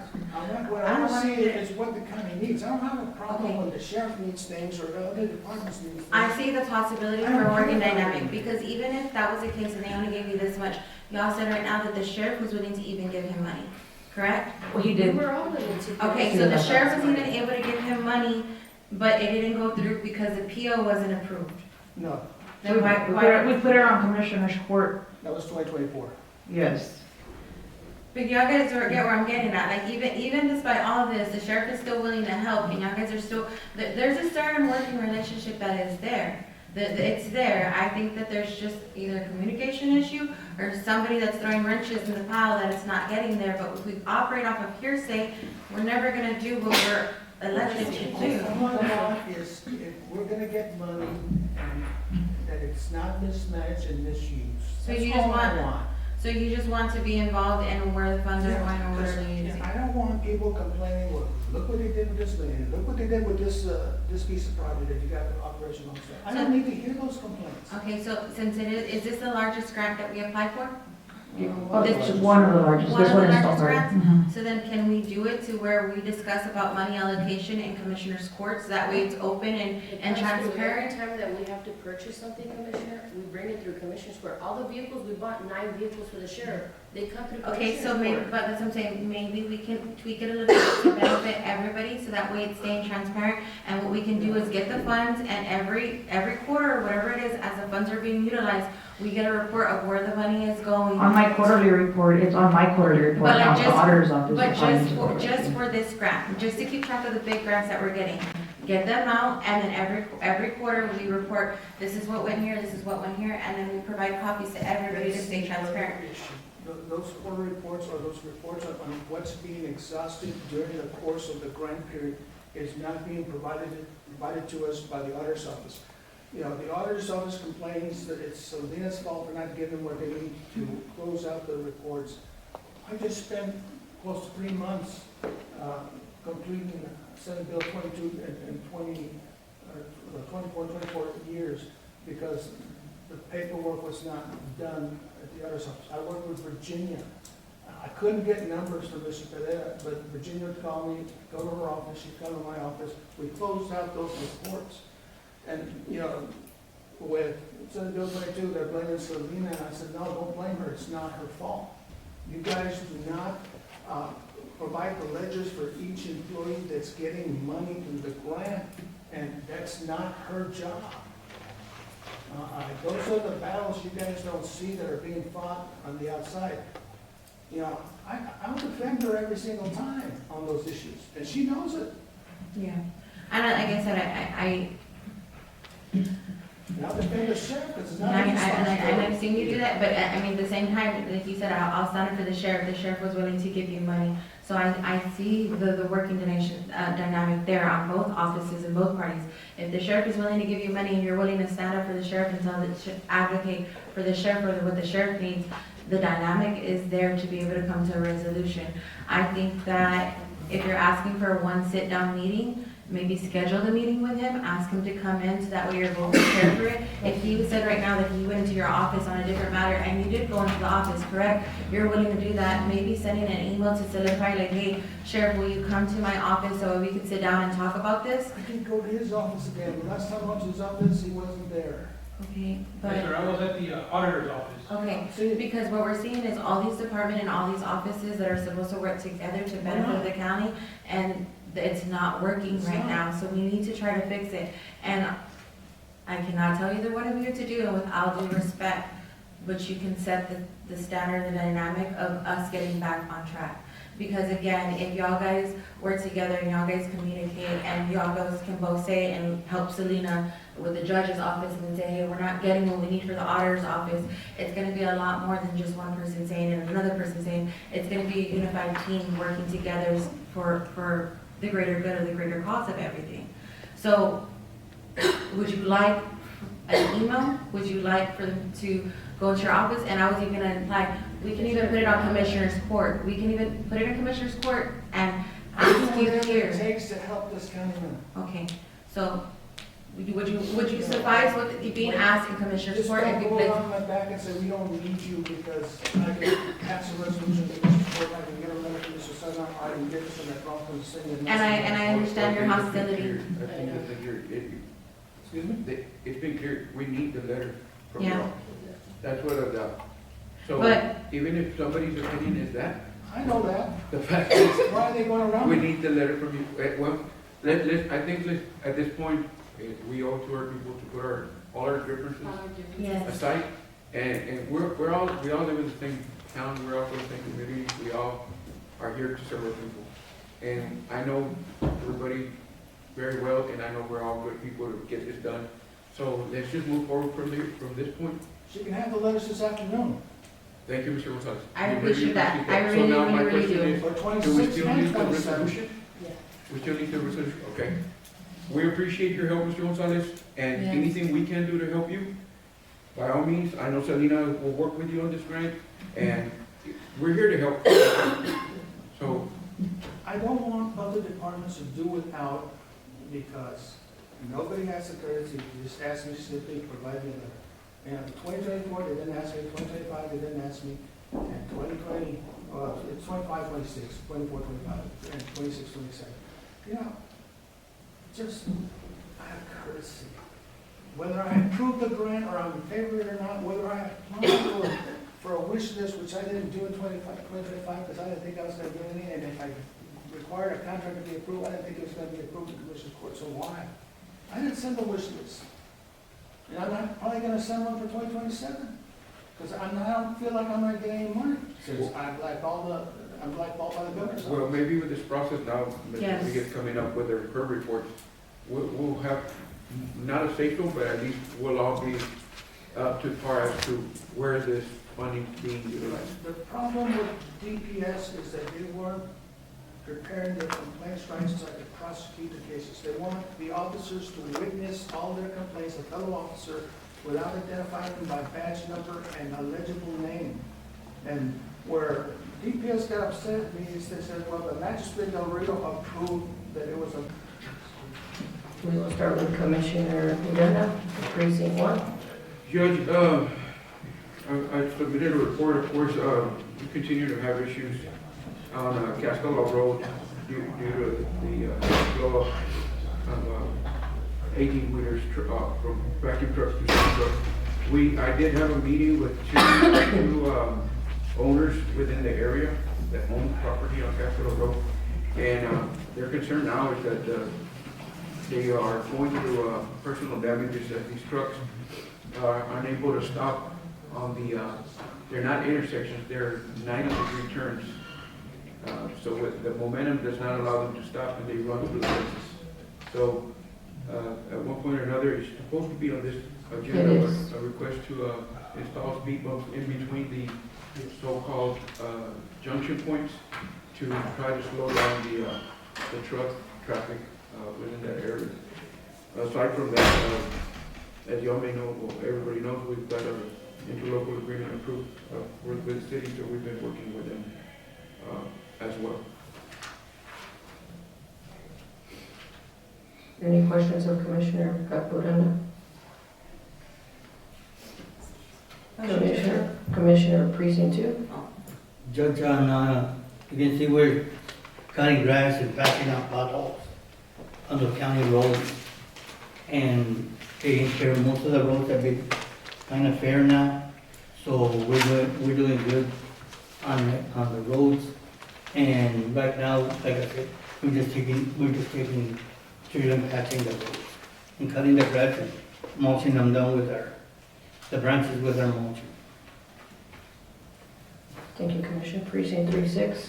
Judge, I'm gonna turn it in on the next one. I try at least once a quarter to go out and drive my roads myself, and I did do that. I just didn't have time to finish the report and do the report being shorthanded this week. But I will have it to you on the next report. Commissioner Noguera, Precinct 4, 5, and 7? Judge, we've been working on the county roads, Carrizo Hill Street, we use asphalt. Buddy's Lane, we use limestone. Talamantes Road, we use asphalt. Also on Catarinas, we've been working on the streets in Catarinas and Diamond Age. And I know you're gonna see an increase on our Vulcan PO because now the price went up for asphalt. So it's $1,700 to $2,000 a truckload just for asphalt.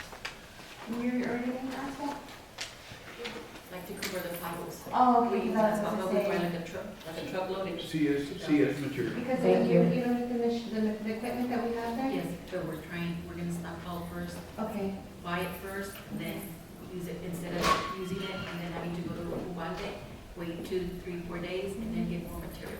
okay. So So we now just I buy can it. just make sure I'm not ready for you, so Yes, that way you need it.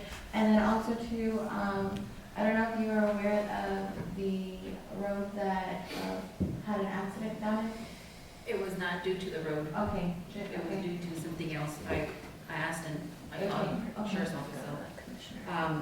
So I'm also working, Judge, with Mr. Dan Hill to see how we can do on Buddy's Lane and to see the funding that's available to fix or do what we can with Buddy's Lane. Okay. Thank you. I have a motion So moved. by Commissioner Carmona to approve precincts 1, 2, 4, 5, and 7. I'm going to table precincts 3 and 6. Do I have a second? Second by Commissioner Odena. All in favor? Aye. Any opposition? Motion carries. 3.19, discussion and appropriate action approval to designate approximately 5 cubic yards of donated raw material to classify it as salvage material. That would be 500 cubic yards, Judge, and that's material that was left over from the stockpile that was donated, I guess it was donated by Textile, but it came from the FM 186 reconstruction. Okay. So there's 500 cubic yards that we would like to designate as salvage. Commission, this salvage material is available for anybody in the county, correct? Salvage material, when you designate a stockpile for salvage material, if somebody needs material for, let's just say a washout on their private property, they can come in and pick up some of the salvage material at a controlled amount.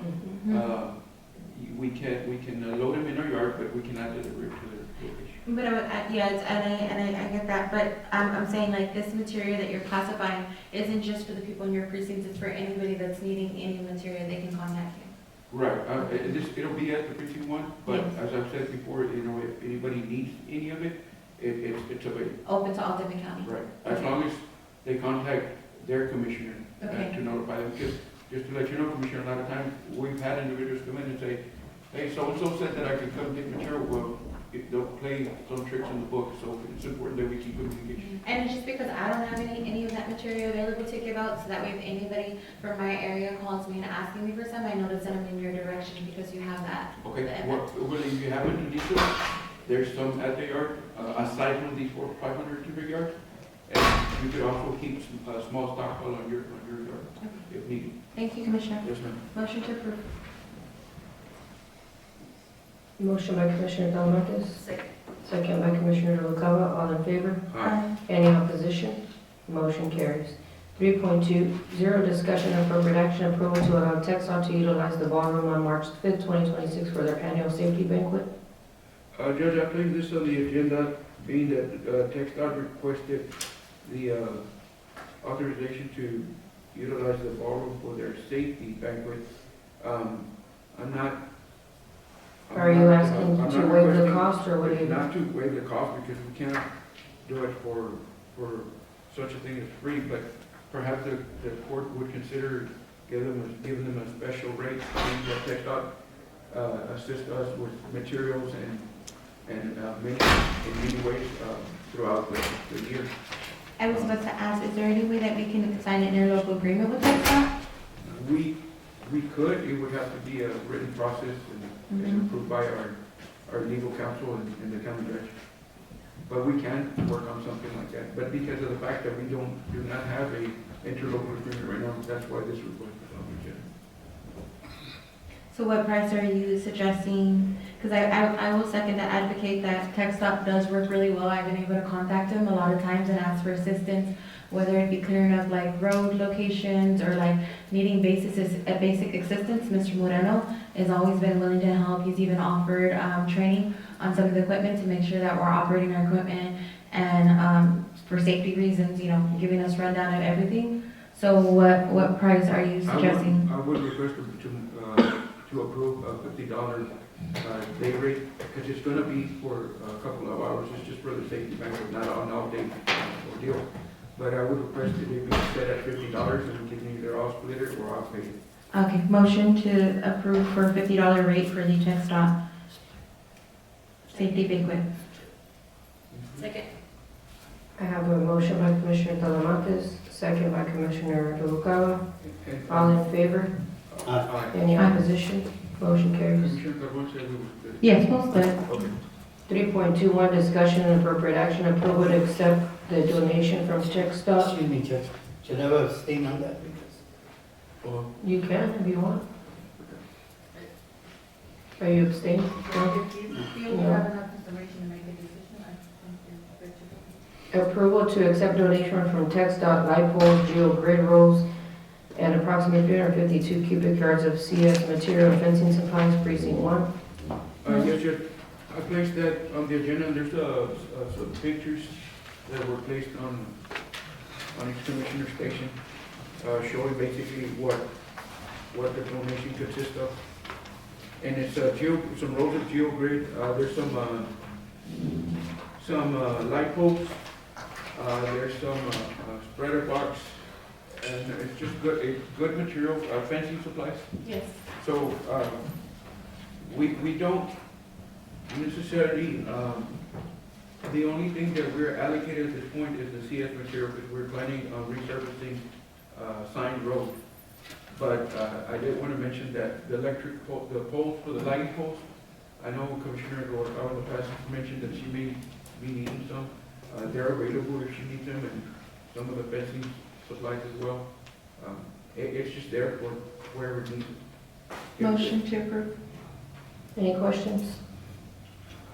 I have a motion by Commissioner Talamantes, Second. second by Commissioner Noguera. All in favor? Aye. Any opposition? Motion carries. Discussion and appropriate action, approval to install speed bumps on Castleall Road due to excessive use of trucks causing property damage. Judge, on this item, it's going back to my road report. We're trying to control the speed of the trucks. We have had a constable go out there and assist, and he issues out several citations, as you probably know, but as soon as he departs the area, the trucks go back to speeding. And one of the only things at this point, a starting point, is to install some speed bumps in between each junction point or intersection, somewhere to speak. Hopefully, it will cause the trucks to downshift to where by the time they regain momentum, they're driving slow enough to be able to make the turns without running off the road. Motion to approve. Motion by Commissioner Carmona, second by Commissioner Talamantes. All in favor? Aye. Motion carries. 3.23, discussion and appropriate action, approval for Commissioner Valerie Melissa Talamantes to attend the 68th VG Young School for Committee Commissioners Conference, February 17th through the 19th. Judge, this was the training that I missed last year, and it proceeds, like how Commissioners Court, I've pretty much kind of learned as I've gone, so just asking for this training so that way I can be up to par on Commissioners Court's proceeding and anything that I may not already know. So moved. Motion by Commissioner Noguera, Second. second by Commissioner Odena. All in favor? Any opposition? Motion carries. 3.24, discussion and appropriate action to clarify the commodities ordering process and the role and responsibilities of the commodities clerk to ensure consistency and transparency for all commissioners.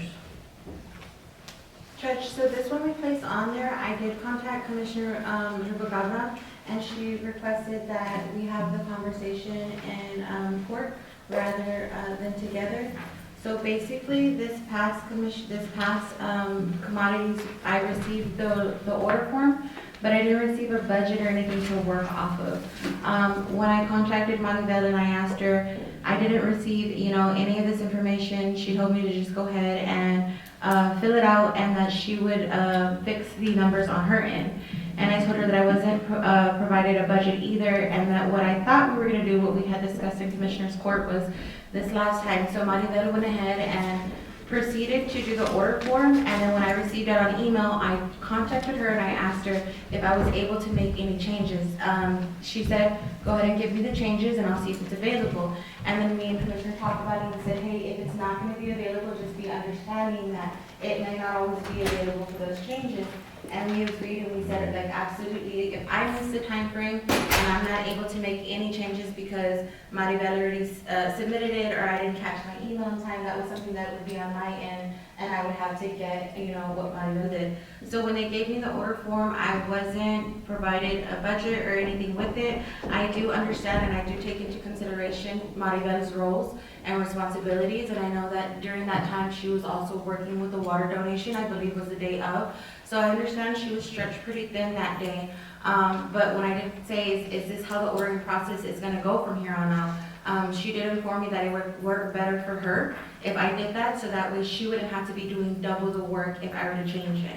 And I was like, that wasn't what we discussed, but I didn't continue the conversation with her. We ended up there, and then that's when I ended up contacting Commissioner Rivagavra to clarify what was the process that we were gonna take. So this is just to be able to clarify on what process are we gonna take as far as this go. I thought it worked out better for me the first time. I can respect and take in understanding that if I miss a deadline or you're not able to do it for whatever reason, that's fine. I did send her an email and I asked, are we waiting for approval of another commissioner, or like what's going on here? I know that Commissioner Rivagavra has made it very well known that she doesn't interject in that department. Honestly, I'm here to see what can we do, and if we can't get to a reasonable conclusion, maybe consider transferring the department to the county judge, so that way it's all fairness for all commissioners. It would be something out of the commissioner's hands, and it would go directly to the judge.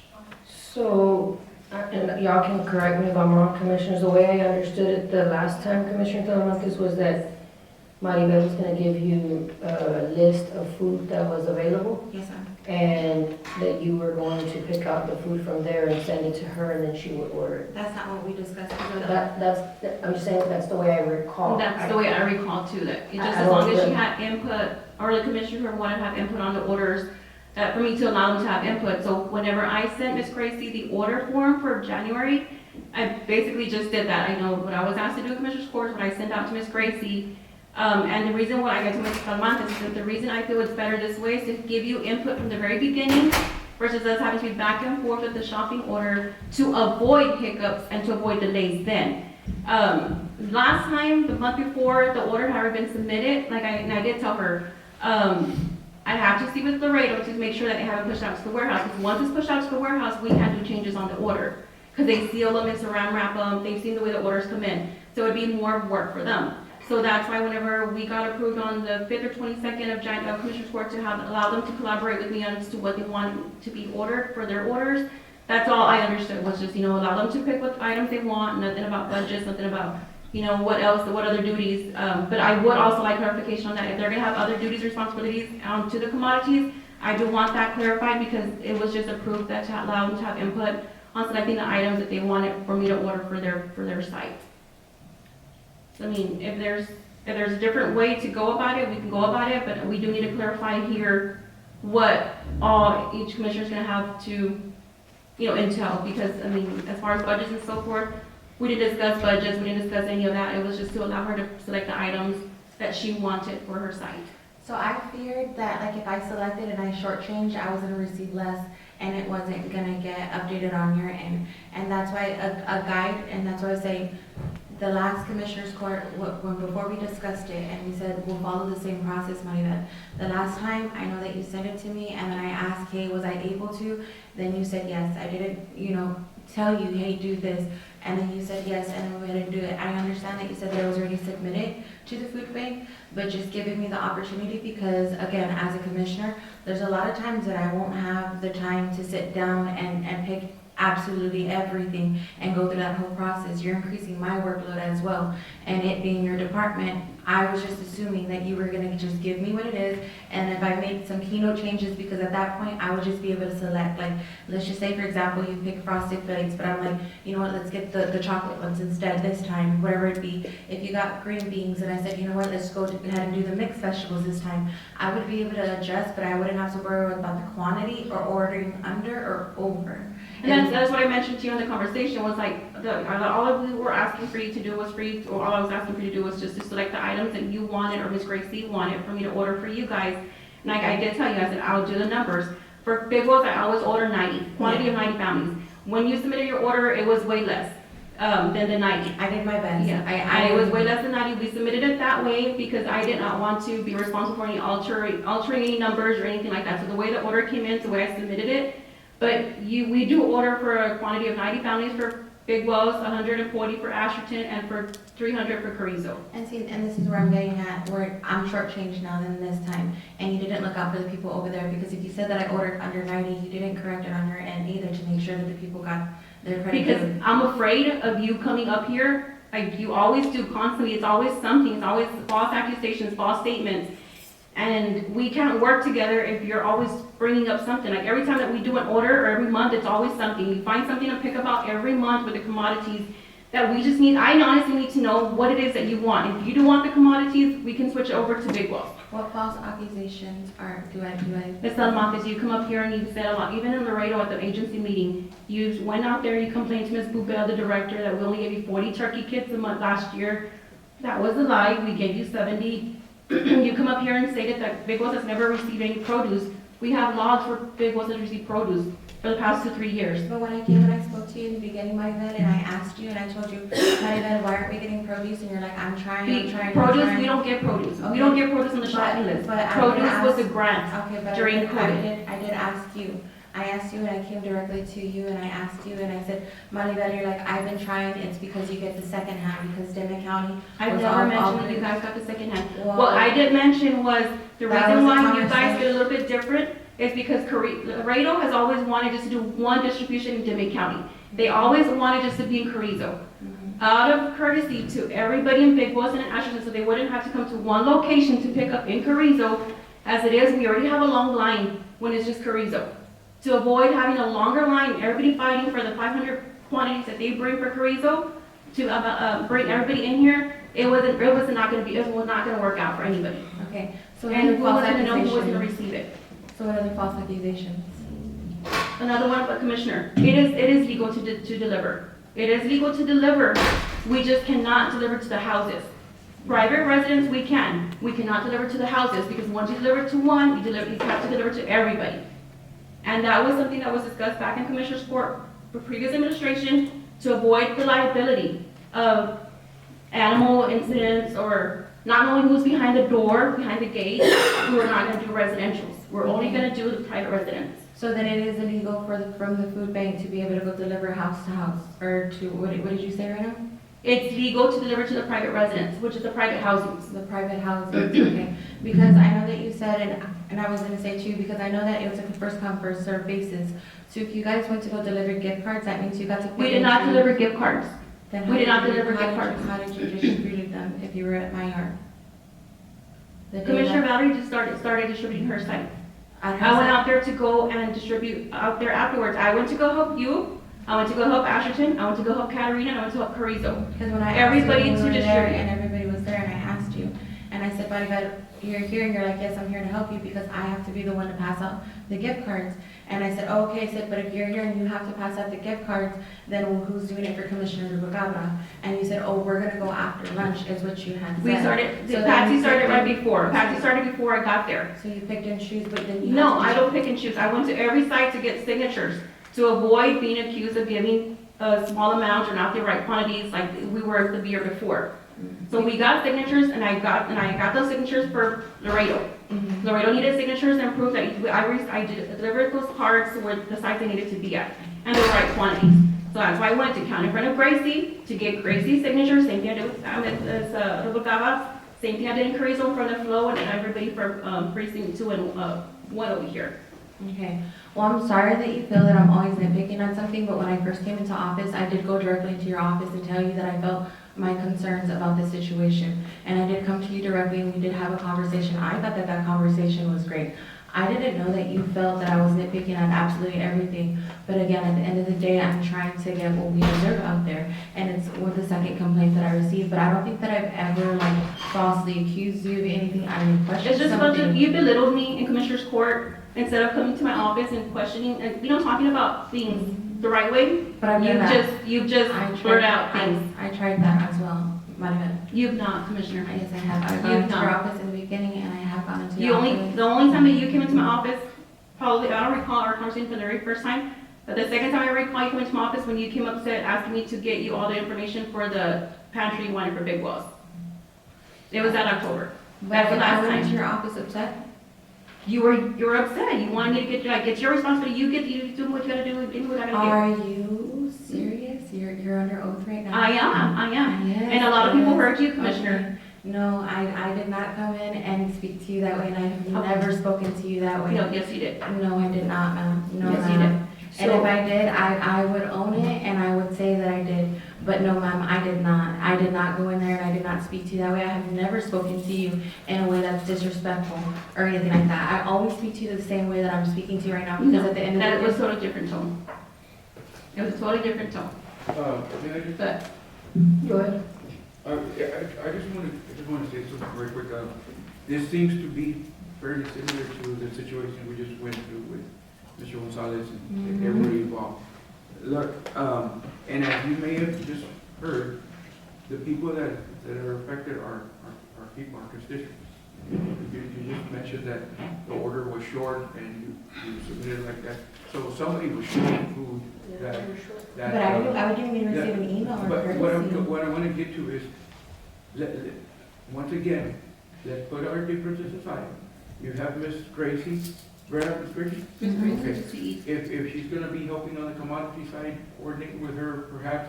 And I know we can talk about this and get this done for the sake of the people.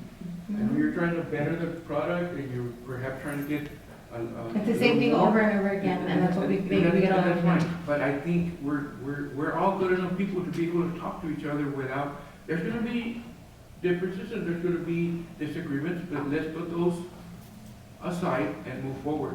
I feel that it's the most important thing. If we're gonna be able to do anything for the people, we're gonna have to do it together. Mhm.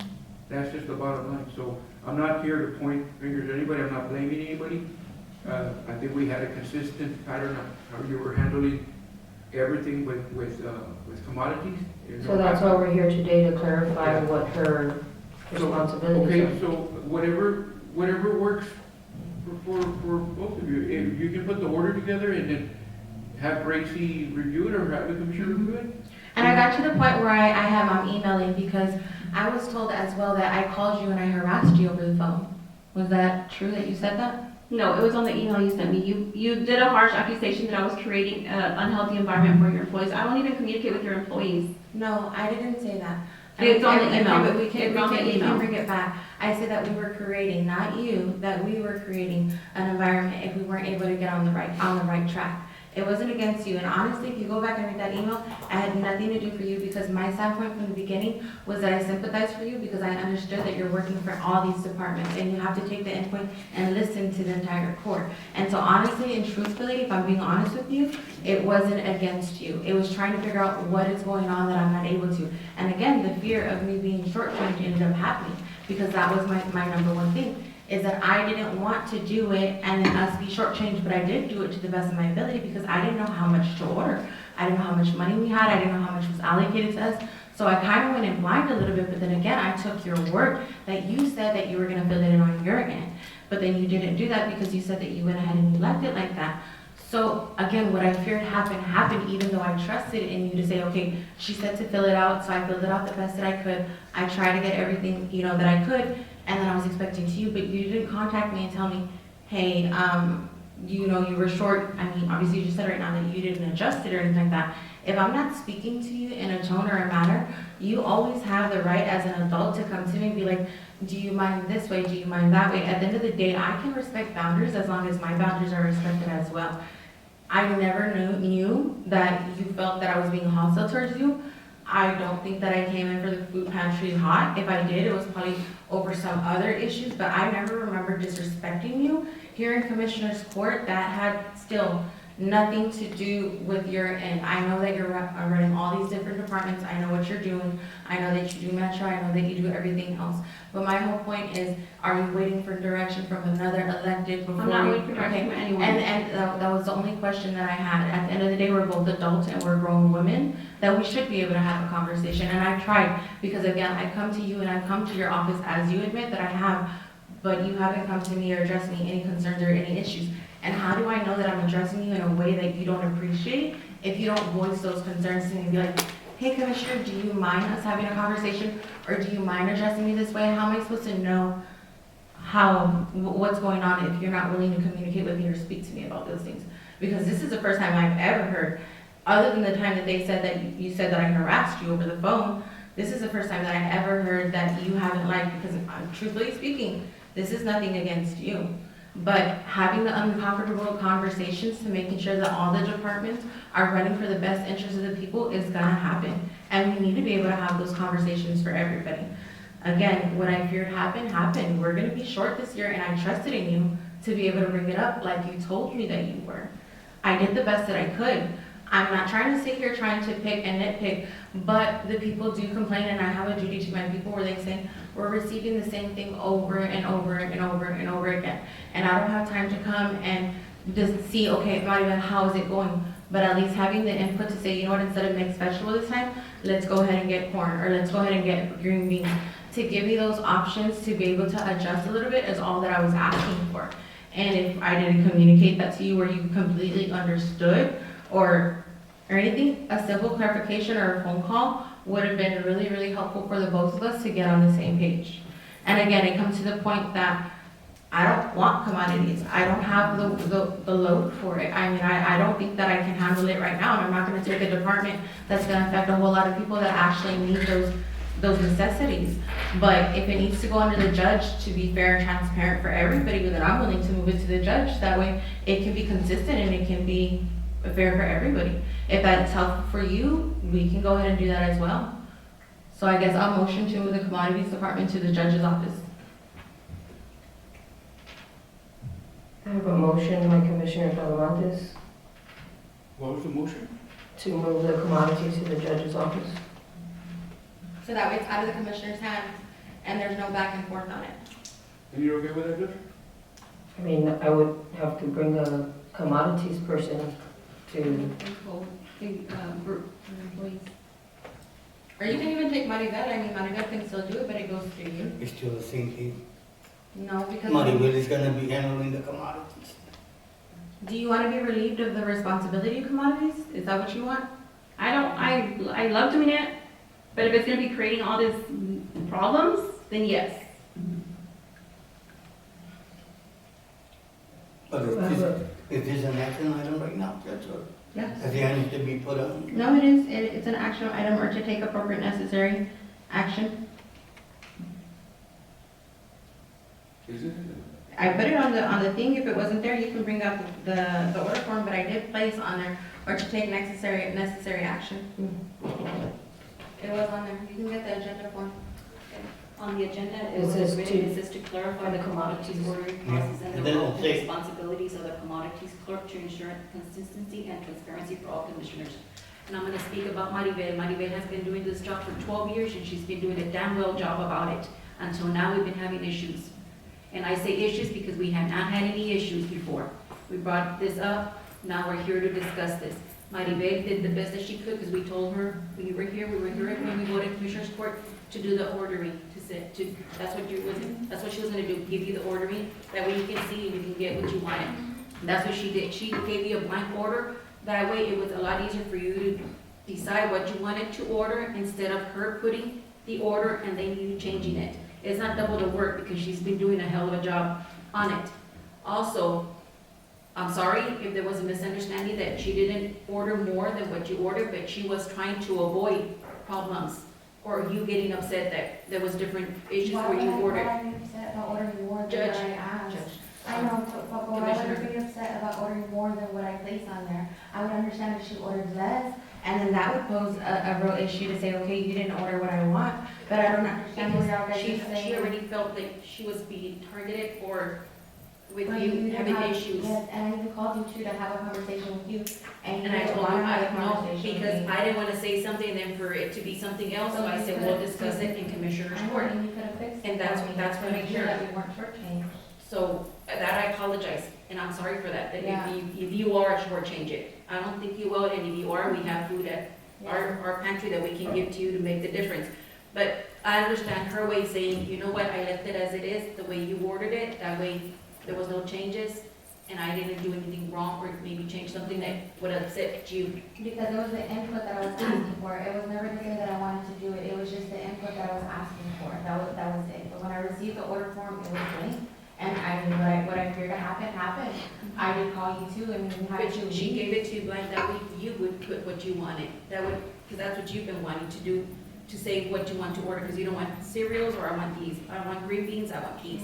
That way it was a lot easier, you put what you want, and all she has to do is go back and see if it's there, or submit it to Laredo on a timely manner, as long as it comes back in a timely manner from you.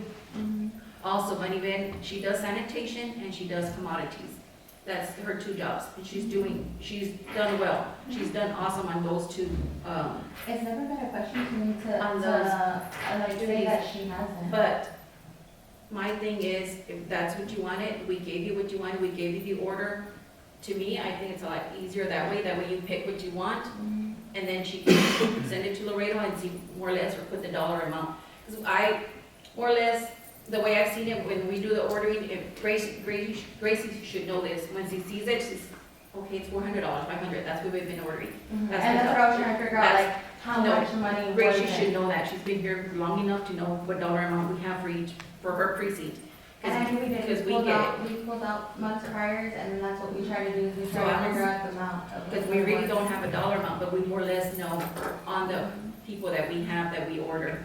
So, I mean, Maribel's doing an awesome job, and I think it should stay there, but I'm just one vote. Judge, I'm not relying, I'm not piggyback on Commissioner Revolcadas.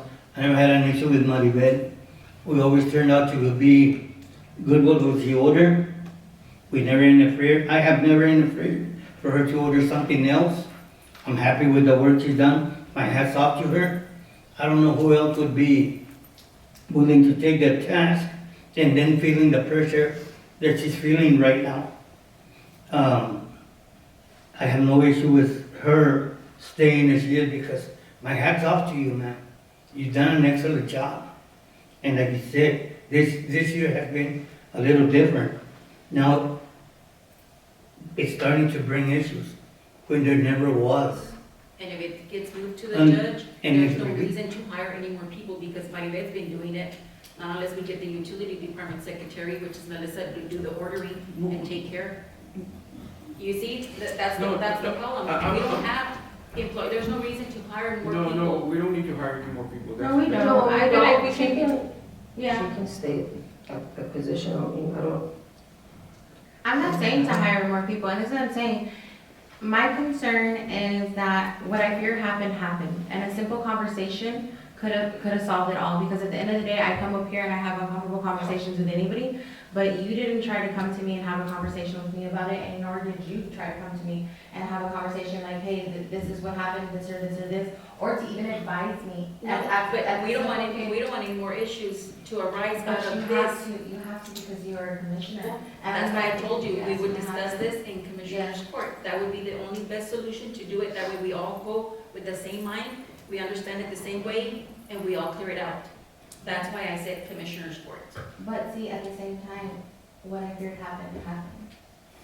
You not willing to have a conversation with me, out of a personal reason, you're not willing to have a conversation with me, now we're short this month. No, you're not gonna be short. Short. The You're numbers, not gonna be numbers short. cover for up to 70 families, which is your average monthly. I order always 90 just to have extra in case an emergency, in case something happens. I've always been asked to make sure we order extra in case something happens. Okay. But your numbers do cover your I monthly. think that where it's coming from too is because I have questions and I want to learn, and I'm not gonna let these departments sit that are operating for the county without being able to ask questions. Now, I can adjust myself if you don't appreciate how I'm directing my questions to you, woman on woman, I can adjust myself because we're in a working environment. But you not communicating with me or you not communicating with me on the matter isn't gonna fix anything on this end. Again, I was told that, they said that I harassed you over the phone. I didn't harass you over the phone. I just simply said, hey, Never said that to anyone. It was just a harsh email that you sent. Okay, and it was just like this, whatever the case be, but to me, it came back. And that's why I called you, because I was like, wait. If they say that I harassed her, then let's pull the phone records, because that wasn't what I did, and I didn't want for you to think, because at the end of the day, had you called one of my employees and they said that, I would have came directly to you and been like, hey, what's going on, this and this and this. If you already knew when you called me, you should have said Commissioner.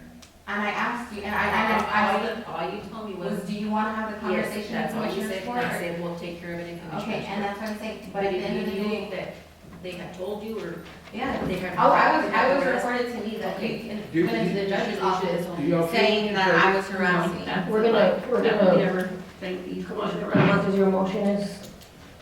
We're They gonna- said that I couldn't do my motion, I mean, I have a question real quick. I mean, it's kind of weird, 'cause can't we try this again? I know, but the We whole just point of, ask people to do something mhm. to make things better, but yet this same Thank group you. that just asked it, thank you. it doesn't seem like, we're missing something here. And all that, So, all it is today is to clarify, let's just not go off topic, to clarify what Maribel's roles and responsibilities are. Commissioner Talamantes has asked for it to be moved to the judge's office. Is there a motion on that or not? And then we'll go forward to the next step. The next step, as I mentioned to Commissioner Talamantes when she first asked about clarifying, the way that I understood it to be clarified was that Maribel was gonna give her the list and she was gonna order from that list. I'm assuming that based on what Commissioner Talamantes is asking is that she's requesting more information from Maribel, like budgets and all this other stuff. Or is no, that was only because, and I wish we could pull up the video right now so we can go through the video, when we talked about it, and I clearly do remember saying that we said, we'll follow the process that we had originally followed, and, hey, it worked for you, it worked for me, let's just do it like that. And so, this is the first time that you presented to me like this. That's where I had the issues, because in court, when we left, we're like, we'll just follow the same process that we did this past ordering form. I didn't receive it like that this past ordering form. But again, it would have been something so simple, just. The last month, that month that you did the changes, it wasn't an order I know that that you we're going. said- It was, I had just shared with you and all the commissioners what everyone was gonna pick up, because I had already submitted the orders. I had already sent out the pickup dates and everything to Laredo. So I was just sharing with your staff, with Commissioner Valerie's staff and Mr. Carmona's staff, this is the ordering for this month, this is the day you'll pick up. And that was it. There was no process there or anything. That's whenever you guys replied about, hey, can we change it? And that's when I was like, let me find out, because the orders had already been submitted. It took a day or so before Laredo got back with me, they said it hadn't been pushed out to the warehouse, so we all were so good. But it wasn't a process. It was just like, it just happened that you wanted to change them then. I wasn't aware if you were allowed to change orders yet, but we still allowed you to go ahead. We allowed you to submit your changes at that time, because they just got approved in December for you to allow you or commissioners to do ordering of changes and stuff. And like I'm saying, it would have been something, just a clear conversation. If you didn't understand what I meant, you could have just called my office and said, do you want me to do it like this, or do you want me to do it like this? Because at the end of the day, your department is here to assist me in my area, not the other way around. So you could have called me, you could have said, do you want it like this, or do you want it like this, and you didn't present. And same way, that. Miss Gracie, this is me with the commodity, so she could have reached out to me and said, hey, this is the way Ms. Montes wants you to do it. So you then do would it you this way. prefer, so what I'm getting at is you prefer Ms. Gracie to communicate with you? It doesn't matter, but I mean, the same way that you're saying, I could have reached out to you, Because same I'm way a Miss commissioner Gracie. and you're an employee, that's fine. Gracie's under me with the CEs, I know, but still, but she it could was have my reached out to concern. me. I know, but it was my point, and that's what I'm saying. At the end of the day, I'm trying trying. I really, really am trying to make it work for everybody. You presented it to me with it you had never presented to me before, and Gracie didn't know what Well, to do. I presented it to Gracie because she is the CE, so it was for her to forward it to you and then she go came and together. asked me, she's like, I don't know what you want me to do. And that's when we worked on it together and we tried to figure it out. But I also did call you. As soon as you presented it to me, you were the first call that I had. Hey, And I did tell you, yeah. I don't want you to enter no numbers, all I need you to select the items you want to produce, send it back to me, and I will enter the rest. And then that's why I You said, guys decided to enter numbers and do everything else, and that's how I sent it to Laredo. It did cover, we did go over the numbers, it does cover your average monthly pickups for big wells. But I always try to tend to order more. So you ordered 7, I always order about 9 or so cases. You are only short 2 cases, but it does cover your full amount of people that that pick up on a monthly basis. So essentially, we're just here to clarify what is it that Nobody's you short. need It and covers her what amount. are we doing because. She said that she usually orders 90 in this, because I input the numbers, I got 70 this time, so it's short, but she says it's still It gonna cover, covers the that monthly, we're just not gonna have over. 50 monthly families. I understand, but what I'm trying to say is Maribel gonna continue to do it just the way that she's always doing it? Or are you still gonna ask for the input? Or what is it that we are gonna be deciding today? Because we've, getting off tangent in terms of, time obviously, but what are we doing? All I want is to be able to make changes, not on quantity, not on anything else, but let's just say we got green beans last month, can I have corn this month? So being able to create the form where all the numbers and everything are there, so that way I'm not going over budget or selecting anything over, and then just make keynote changes. I understand that she's gonna have to fill it in, and then go back and then white it out before it gets submitted, and be like, okay, she doesn't want corn this month, she wants green beans this month, but that's what I've Is there done. any way that Gracie could, because at the end of the day, Maribel is technically Gracie's boss. Mm-hmm. So, Well, not no more, why? because Gracie is my new secretary. So, Or she's actually all our secretaries now. so who's gonna be in charge or assisting her for the commodities? We got somebody that we have in mind, but we are gonna wait to see how this all kind of planned out, because if it went under the judge, then I thought that was the fairness of it all, is to just take it and put it under the judge, so that way the commissioners wouldn't be fighting, and then we would go from there, and then we would take your input on there, and how did you want to proceed with that? What do you mean commissioners fighting? Because I'm not fighting. And I was unaware that Gracie was no longer a CE for commodities either. I didn't know that she was no longer helping with the commodities. Okay, it just happened this week. Again, it was in Commissioner's Court, so we just informed. Obviously, she's still gonna help you. I'm not gonna pull all the resources from you and say, hey, do it by yourself. If Gracie still has to get up and come and help you in Cruise, and I did tell you that, like, Gracie can come and help you. I'm not gonna say she can't help you, but. No, but for big wells, we're talking about big wells, so will she be the one that I'll be contacting for big wells, is my question. We just this week, give me some time. Just this week, I had a change out. Give me some time and we will fix it, being able to communicate, and we will adjust it to see how we're gonna do it. But yes, I moved Gracie up. Gracie is now the secretary for the commissioners. So I know that I have that position to fill, but again, it's just this week. Give me some time and we'll make sure that we get it all settled in. For the meantime, we were not gonna leave your department alone. Whatever you needed from Miss Gracie is there to help you. If she needs to come to Carrizo to be able to assist you over here, I had also informed you that when I saw you the last time, that Gracie would come help you, because I wasn't gonna leave you just by yourself.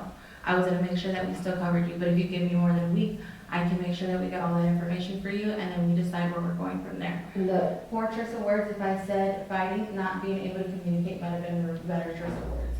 So, not fighting, but not being able to communicate on this subject or on this matter. Because at the end of the day, on my end, I feel like this is just a simple communication issue.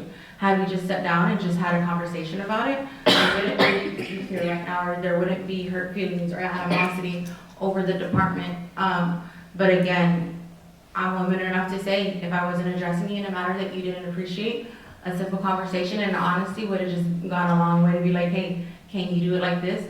I don't really look at titles and positions as much. I try to treat everybody with respect the same way that I try to.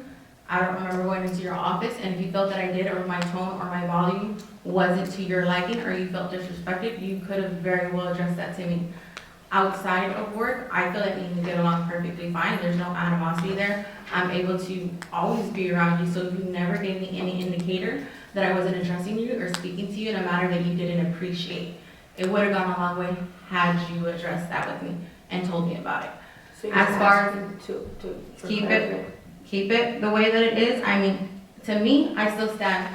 I feel like if we're not able to communicate with it on it, judge me, no matter how bad things have gotten, I've always been able to go into your office and sit down and have a conversation.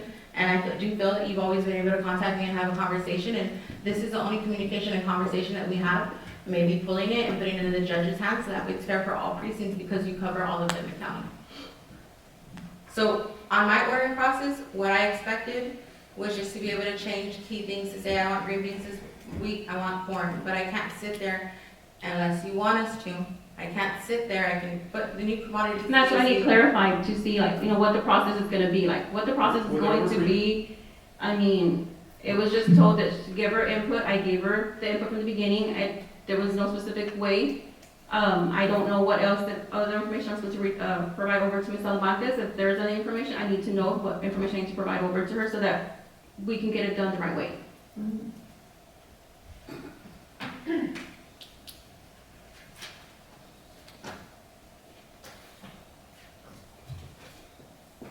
So what's your motion, Commissioner Talamantes?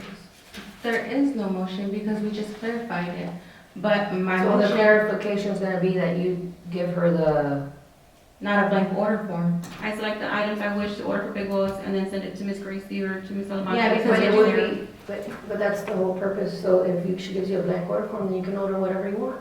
Yes, but I didn't know the quality amount. I wasn't given a budget or anything, because I mean, even when I spoke to Mr. Gonzalez about it, he said, well, then just order whatever you want. And I said, but I'm not even given an amount. I'm not even given a certain limit or amount to say, this is what it is. And yes, I could have very well ordered everything that I want, but it was never my intention to say, I want to be by myself and I don't want for her to do it. It was just always my intention to say, hey, can I have green beans instead of corn? Can I have frosted flakes instead of Cocoa Puffs? Can I have this Well, instead of then, this? then what you can do is just, she gives you the blank order form, you order whatever it is that you want, you give it back to her, and if, based on her budget, that she knows what the budget is, she'll order that amount, in that amount of whatever it is. If you have $100 for green beans, and you get $100 for green beans. Yes, my thing is, if she creates one order form, what we discussed here in court is if she creates one, typically she keeps it the same. So by creating one order form, there would have been one provided for me as a template. So even if she doesn't, and she doesn't do it for me, but she provides me a template of where the balances stay in between, then I would be able to successfully not take advantage of being able to order my other stuff, just stay consistent for everybody else, because what's gonna happen if I start to order more and then Action finds out that we're getting way different stuff and it's not, I'm not completely trying to change it where I'm gonna increase your workload or your stress, because then the same thing's gonna happen what's happening now. So you want her to continue doing the order, you just wanna see what she's ordering, is that what it is? I want to be able to just change a few things, not quantity or anything. I don't want to order more than what Action is getting. I want to try to keep it as consistent as possible. But if we got in green beans for 4 months, can I have corn this month? Those are just little key changes that I'm asking for, and I don't really feel like I'm asking for much. Because I think she changes it on a monthly basis depending on what is available. Yes. Because 1 month we get corn, the next month we We get might green have beans. corn in about She 4 months, changes and then what it green is, beans is is there there. This is something that's coming up from the people that I'm getting the same thing over and over and over again. But whenever I have a direct input, now I can be able to speak to them and tell them, hey, but we did change it to this, and we changed it But to that. once you see they're ordering the list, you're gonna see that it's the same. I know, and over that's over. what I've explained to a lot of people. That's literally what I've explained to a lot of people, is like, we But don't that get. will also go hand in hand, Commissioner Talamantes, with you, if you're saying that your constituents are, you know, having concerns or whatever, you order it, and then you let them know, this is what I ordered for you guys, and regardless of whether it's different than Asherton or Carrizo, you're looking out for your constituents, and that's what you order for them. And if this is what you want, she gives you the blank order, you give it back to her, and she'll order within the parameters of that budget. Or in the alternative, if whoever your new CE is gonna be, you know, she can tell her, you know, we don't want green beans this month, give us corn or whatever. I mean, I don't know what, I mean, whatever y'all wanna do, I'll stand by it, but. It sounds like it's not even that difficult. No, it's really not. Like, I don't understand how we're this far deep into it. I mean, I don't want to part of it, but it sounds like it's not that difficult. And that's okay. And I told you the last time, Commissioner, if me and you work together, we could really grow this department. I'm willing to help you. I'm willing to set aside differences. She gave And- you the blank form the way you wanted it, But what I feared happened, and I still called her and still tried to finish the game. You're still gonna you're not gonna be shorthanded. Because she didn't tell me. But you're not gonna be shorthanded, just as long as you're not shorthanded, that was fine. Okay. That was a hiccup, we passed by it, now ready, now we're moving forward. Now, you do the order, I'm not telling you how to do your order, but if you wanna do the order the way it was done this month, or if you want her to continue doing the ordering and then you do the changes, we need to know, she needs to know now, what is it that you want? Do you want it the I've said way, it 10 times already how I want it. so you wanna continue the way? I want it's for her, been I done? want for her, either provide me a template to stay within the guidelines, or do the order form and allow me to make changes, that's what I want.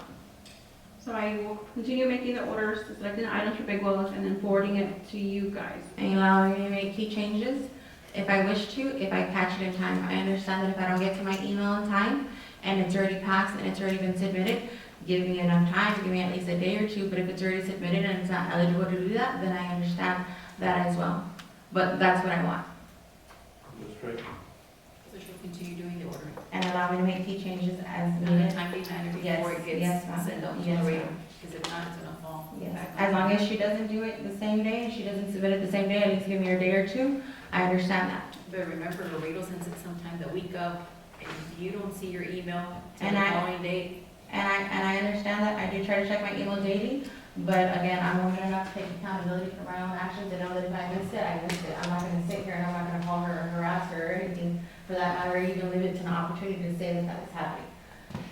so we'll continue doing the orders, Maribel. Thank you. So You're no, doing the orders. no action. No action. Thank you. Would you like to be the judge? You would like to be the judge? You don't want me to do 3.25, discussion and appropriate action to inform the Commissioners Court of availability of audio call records in our phone network system. Also to further discussion and consider the removal of the recordings and access retention, and to create a county policy regarding retention of phone records. This is executive session. It's under executive session Yes, executive session. regarding, no, I know, but is it regarding under personnel, or what is it under? Just because in order for us to abide by the Texas Open IT. Meetings- IT.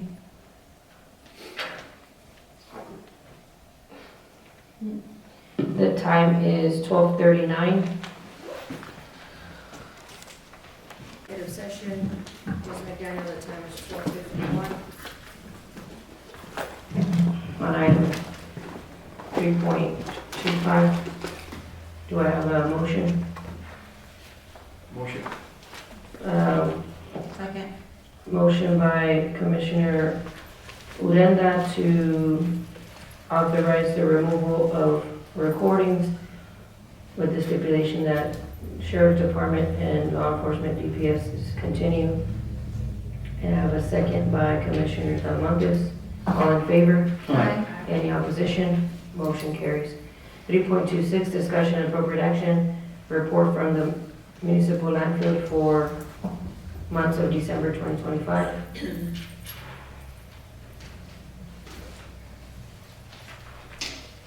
I think it should say county landfill, but they put municipal. It should say county. Yeah.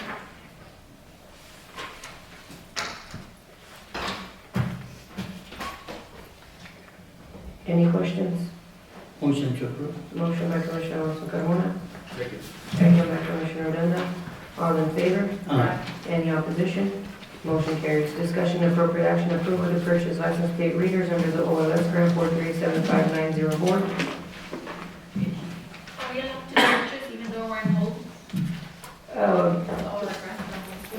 We can, she can do the PO, Commissioner, but we can't process it until it's been, the letter has been submitted.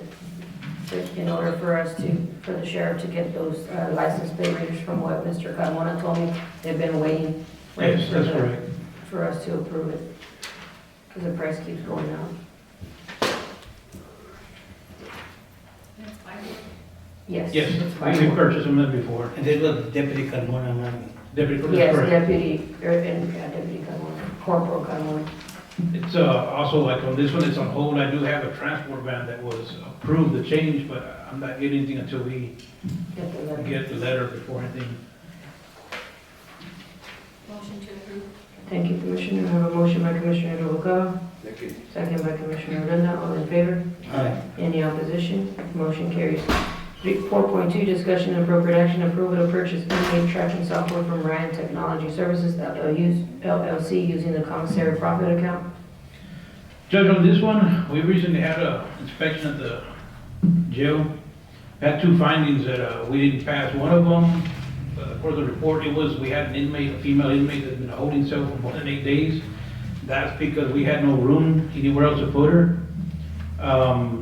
They did speak with her. She was, she was given the opportunity to take showers, everything up there, so, it's still a finding on it. Another one is, he brought up the same issue just with when you're writing down the logs. We're doing the paper form. This one, when we do it, he found, if you're in one place, say you put 12:30, and then you walk to another cell area, it's put in 12:30, usually the time changes, but under their recommendations, they're recommending we go electronically on it. And I did ask him on the profit account for the commissary, he said we could use it for the inmates, and there is money in there to cover the cost of it. So this system is for you to do it digitally, inserting the timestamps and all that instead of doing it paperwork. That is correct, and if we have somebody in the restraint chair, that requires every 15 minutes. If they don't go in, we get notified, the jail admin gets notified, or the jail sergeants get notified. We can call why they're not doing any checks. We make contact with an inmate, say they're going to the ER, you scan the cell, you put the inmate's information, they're going to either the ER or they got checked by the doctor, it's all documented. So later on, if they come back, and we've had some from a year or two ago, they filed complaints with the jail commission that they weren't given recreation. They were never seen by the doctor. Luckily, we have paper forms, but it'd be better because you just print everything out and it's all documented on there. As to, that inmate, the time they were in there, it'll keep up there. As long as we have that, it'll stay documented. We can pull up their files. And this is what the software is going to cost? Yeah, the software, computers, set up in the, Is there a yearly? well, it's gonna be yearly. After that, it's right here on the last page, it's 13%, so it'll probably be about 5,000 from the total cost yearly. If we choose to stay with them or go with another company. This one, I'm choosing them, but they're close by, they're Waco. There's another company, Gordon, but they're not in the area.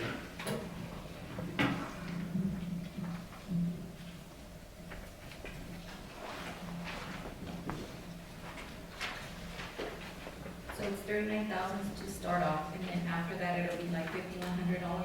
Yes, it'll be 13% of that total cost. Yeah, 5,100. That's a software licensing. So it would cost approximately 5,135 a year. That's correct.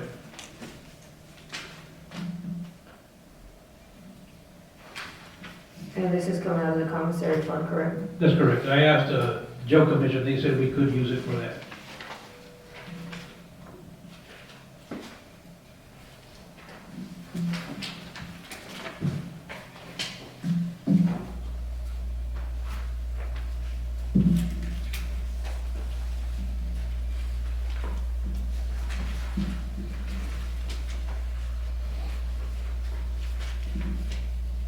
Any other questions?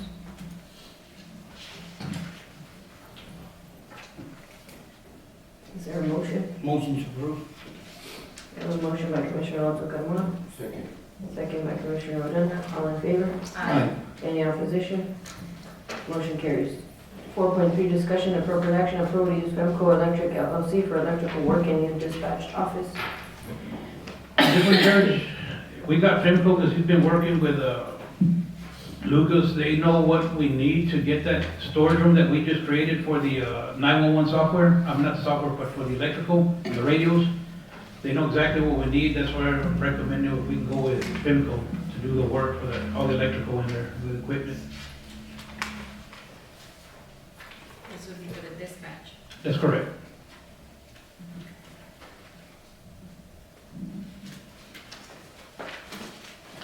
Are they by board, Sheriff? I don't believe they're local. I believe out of Uvalde or Eagle Pass.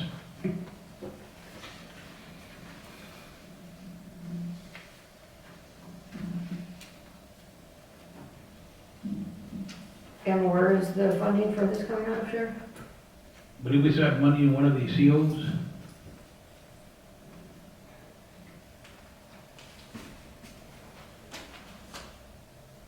The seals that's paying for the dispatch. Do you know I which believe one? that's Do you know correct. which one? Mr. Pereira didn't tell me anything of that, 'cause, I know there's funding in one of the seals for dispatch, but I don't know which one it is. yeah, Mr. Pereira didn't tell me either.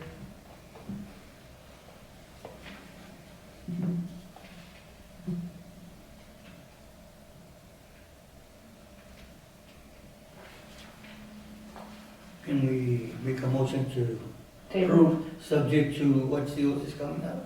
Yeah, well, we can do that. I have a motion by Commissioner Alonso Carmona to approve, subject to see what seals first, Sheriff, to see if there's enough funding, and if not, we'll advise you.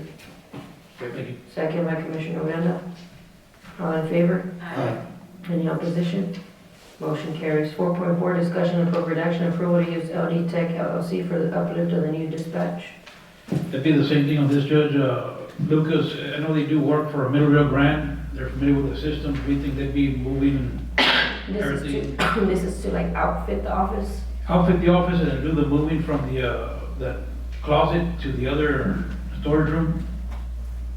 But he'll be getting desks that we need for that area.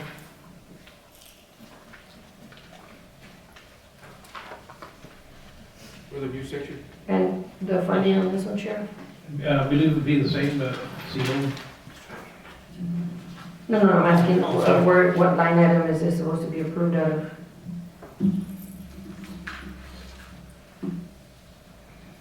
I thought Mr. Pereira would have been here. Motion to approve, subject to seals coming out. What is the total amount on this one, Sheriff? Because there's like 3 different quotes. There's one for it says 8,000, 5,000, 11,900, and 11,770. I didn't get the total on it. I have them all the breakdowns also, but 37,200 $37,250. and 15. I know, Middle Rio Grande said they'll cover about 12,000 of the moving part.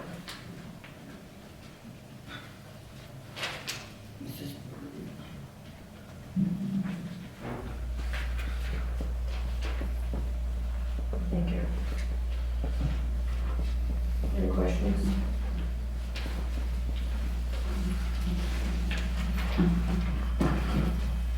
Any questions? No. Is there a motion? Motion, subject to what seals coming out.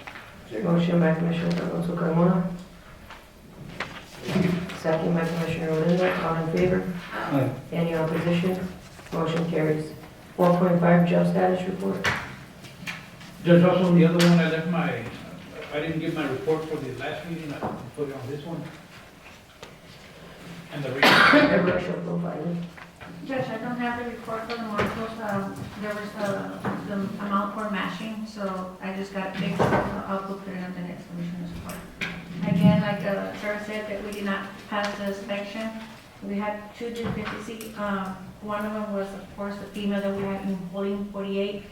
They did give us a 30-day plan to write a plan for actions to not occur again. I believe Sheriff already spoke to Crystal City. So what happens, Ms. Montes, if since they found you out like a violation? They gave us a 30 days to fix it, so we already on it. We have training and everything already, and then we're emailing everything to them. Like a female, we couldn't move her to another cell and she can shower or whatever, and then another day they could be put in there just as long as they're not more than 48 hours. I did talk to Jose Salinas, he's the only one I have an MOU with, but at the time right now, our capacity with female. What about LaSalle County? I don't have an MOU with them, I need to work on an MOU, then whatever Let's do that. the charges or something, usually overnight, because somebody won't charge me on it, but it depends if, whatever they're gonna charge us for that. Okay. One of the findings they did bring up, that door, it's now in the control though, it's not locking, that's why I did tell them that it was approved, so I'm just waiting for the PO. In regards to that, Sheriff, I think because it was coming out of capital equipment, Yes. it was amount of $152,000. Mr. Pereira did advise me this morning that he only had $150,000 in there, so he was waiting to see where he was gonna try to do a budget adjustment from what he told me this morning. Can we do that with cameras? I know you put cameras in there also. But I do need those doors fixed. Any other questions of the jail and sheriff's report? So there's $2,000 shy for the door? I don't know, Mr. Pereira said he was trying to find if there was gonna be It's a, 152,000 and there's only 150. that's the PO that I have, yeah, it says 152,000. Well, if you need the other two, I'll help out on my deal if it's possible. Unless somebody finds it, You might wanna talk to Mr. Pereira. whatever helps the process. Anything else? I'll entertain a motion. So moved. Motion by Commissioner Alonso Carmona, Second. second by Commissioner Odena, all in favor? Aye. Any other? You said we have an MOU with It's Sabana, LaSalle. not with LaSalle. 5.1 utility report. Motion taken. Motion to table by Commissioner Odena, Second. second by Commissioner Alonso Carmona, all in favor? Aye. Any opposition? Motion carries. 6.1, discussion and appropriate action, monthly report from County Treasurer, Mr. Oscar Ortiz, for the month of November and December.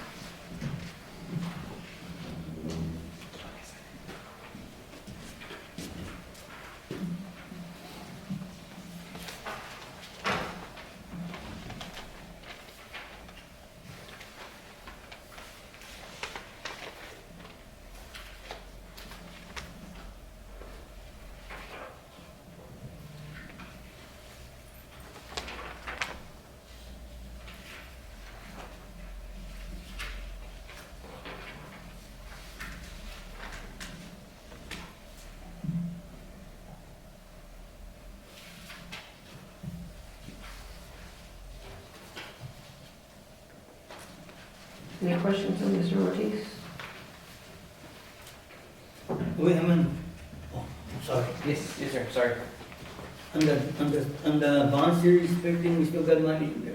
Yes, we have roughly, or not roughly, $380. Plus, what's our investments? It was 15, right? What was I asking? You said bond series 2015. Plus another $84,409.35. But when we supposed to use those 380 already? Or what do you mean? Like, do we have a time to spend it, or Are we past the time? I want to say yes, but I need to confirm with Mr. Pereira. Mr. Pereira said we were supposed to spend it already, yeah. Yes. I want to say they have a 10-year, I want to say it's 10 years. Thank you.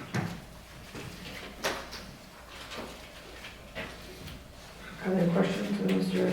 Ortiz? There are no questions, I'll entertain a motion. Motion. Motion by Commissioner Odena, Second. second by Commissioner Alonso Carmona, all in favor? Aye. Any opposition? Motion carries, thank you, Mr. Ortiz. Thank you. 6.2, discussion and appropriate action, monthly report from County Auditor, Mr. Pereira, I'm in a motion to table that item. Motion. Second by Commissioner Odena, all in favor? Aye. Any opposition? Motion carries. 6.3, discussion and appropriate action, change order number 5 to replace the existing dilapidated fence.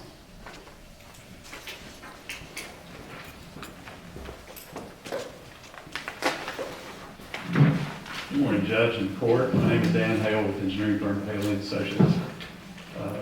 I'll be glad to answer any questions you all may have on change order number 5.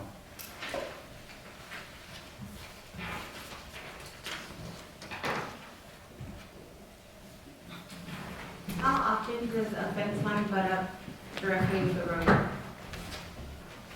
If there is an existing fence, it's usually, I'm not an attorney or a judge or court, it's usually the prescription of the right-of-way. In this case, I believe Diamond H, that I've been out there with the survey crew, had in many areas less than 50-foot right-of-way. But typically, most of the time in my experience in working in this field, the fence to fence defines the right-of-way.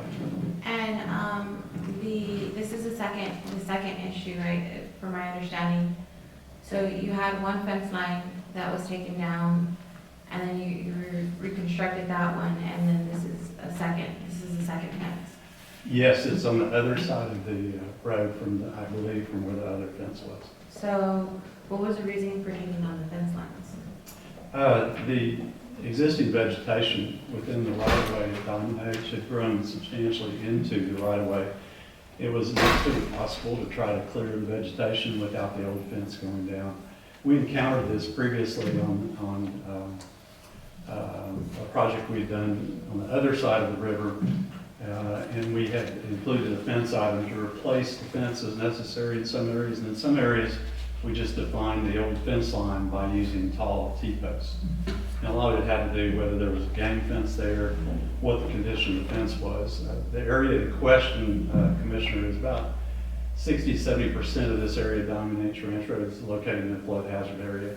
So the goal of the project was to try to elevate the road as much as we could afford to do that. So in areas where we did do that, there was some work on the embankment, both the foreslope and the back slope, that took it to the edge of the road.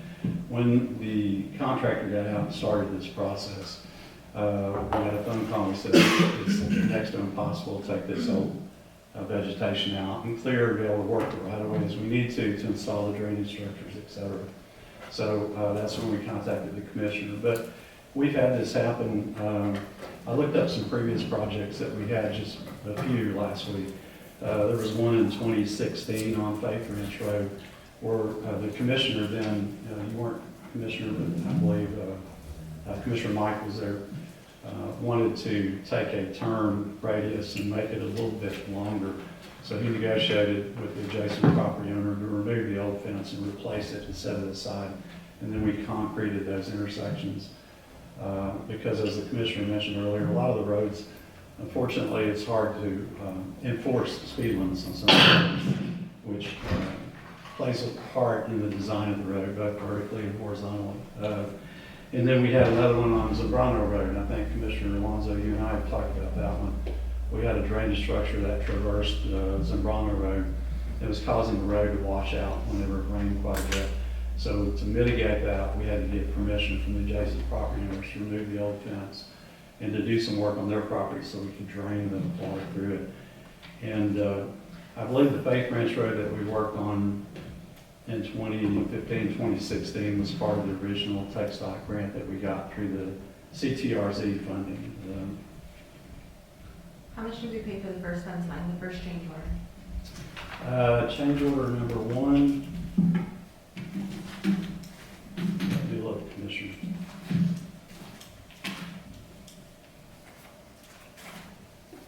Actually, I was thinking of this change order 4 because we had some time changes.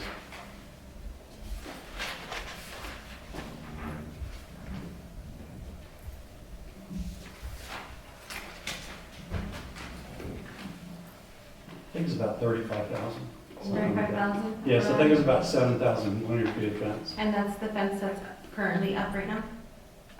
There is a fence that is up on one side that serves the Briscoe Ranch. And that one's where we paid 35,000? Yes, I believe that one was, can't read the handwriting very well, but it was about a little over 6,000 feet, give or take, and it was about $5.58 per foot. And that project is complete? That section was previously approved by court, And that section is done. The project is practically done. I'm going to go make a substantial completion walkthrough after this meeting. And this was the final thing that the contractor talked to us about, which was this other side of the roadway. Can you, real quick before I'm not going to say that it wasn't needed. And I do have a question about that. But my main concern was, and I told you too, I understand you took down one fence line and, you know, it was the property owners, it wasn't ours. I understand that being an honest mistake and you having to replace that fence line. And it went through Commissioner's Court the first time. But then the second time, there wouldn't have been any room to let us know, like, hey, I accidentally took down these fence lines for whatever reason without asking the homeowner or the ranch, because what I was told as far as what they do with these ranches, because I understand what you're talking about, because I had the same issue. Whenever I asked about taking down the first fence line, I was told and advised not to, because for one, it is still the rancher's property. What they do is they put these fence lines there to be able to grow vegetation to keep poachers out from shooting directly into their ranch. And so they go ahead and they do that. How did removing the fence line improve the drainage? Explain to me the drainage. Right, on all the roads that we work on, we try to look at drainage as one of the most important items. Again, as we mentioned earlier, this road is in an area where it's subject to a lot of inundation by flood events. So from that perspective, we'll look at the low points along the road and existing culverts, and we'll look at the aspect of, can we improve the culverts? What kind of culvert can we put in that would be easier for the county crews to operate and maintain? What is our width of culvert that we can safely install? The county back in 2012, and may I approach the bench, Judge? Yeah. Approved, as part of the program requirements to participate in the TxDOT program, the county was required to develop some minimal standards for their roads. And I'll get a copy of this. This is in 2012, and I have a copy for each one of y'all. Now, having said that, when we got the grants from TxDOT, one of the things they do look at is right-of-way acquisition, easement acquisition, drainage easements. That is allowable under their program. Utility relocation is actually allowable under their program. And oftentimes in TxDOT projects, because they're TxDOT, okay, if they need more right-of-way, they'll go out and negotiate right-of-way. Yes, ma'am. I'm gonna use the ladies from. Yes, ma'am. Go ahead. Yes, ma'am. So TxDOT will, if they haven't identified that right-of-way edges, treatment need to be done, they'll usually do it under a program that's, I think I've got the terminology here. Yeah, they call it cost to cure, is what they call it. So if they get in a situation where they can't profile the road because of the vegetation that's extending out from the fence line is so dilapidated that it's built in. And I agree with you, Commissioner, because that's some of the things that the ranch owners have talked to other commissioners that we've worked on projects, and then they conveyed that information to me, which was, we can't do anything in the right of way and get our bar ditches, which is fundamental to keeping the roads as in good shape as possible, which is trying to get that drainage away from the road and out into another So area. then basically, and then sensing, I'm trying to understand, whenever you're improving the drainage issue, are you sloping it out to run away from the road? Or are you creating a path or a tunnel to be able to allow the water to run directly straight through? I'm just trying to understand, not a legal term, but I guess in dirt term, what is it that you do to be able to provide the drainage? Right, well fundamentally we'll look at the contours for the area. And most of the contours available are here through USGS maps that are only 10 foot. So once we get the field survey done, we'll kind of know a little bit better locally how the drainage moves. And the aspect here on Diamond H is that the drainage basically moves how the river moves in that area. It all goes, most of the terrain in Texas is southeasterly flow towards the coast. But in this case, the dilemma is, and it's not just limited to this road. We had it in Faith Ranch, we had it in Hendrickson, on a lot of the projects on a smaller scale basis, like it's in Brano, where if we have drainage that's crossing the road, we try to not only determine if the culvert is necessary, the improvements to get it into and out of the culvert, but also downstream what we can do in terms of improving that. I remember when Commissioner Villegas was here, we did the project on Faith, and I think that was a $7 or $8 million project with most of the money coming from TxDOT. I would talk to him all the time about talking to the ranch owners and the And we didn't do this time, right? We didn't talk to the ranch owners? We did. The commissioner met with Mr. Briscoe after the fact. After we removed it, so we forgot just one step process. Precisely. And I would say this, I would say when we adopted these standards in 2012, one of the discussions we had is right-of-way and easement acquisition. And a lot of the counties that I have worked with in the past that are smaller in terms of population will say, we know the folks, case-by-case basis. I apologize to interject. What was the question? Did we talk to the landowner? Yes, he said that after the fact is when that they spoke which is in Bristol. And the Littles as well, was it after the fact that? Yes, because a lot of what we needed to determine initially was, could that existing fence be salvaged? And unfortunately, it could not. Mr. Hell, why was the conversation with the Briscoes done after the fact, not before? Did I miss that part? I'm sorry, I walked in, I was just curious,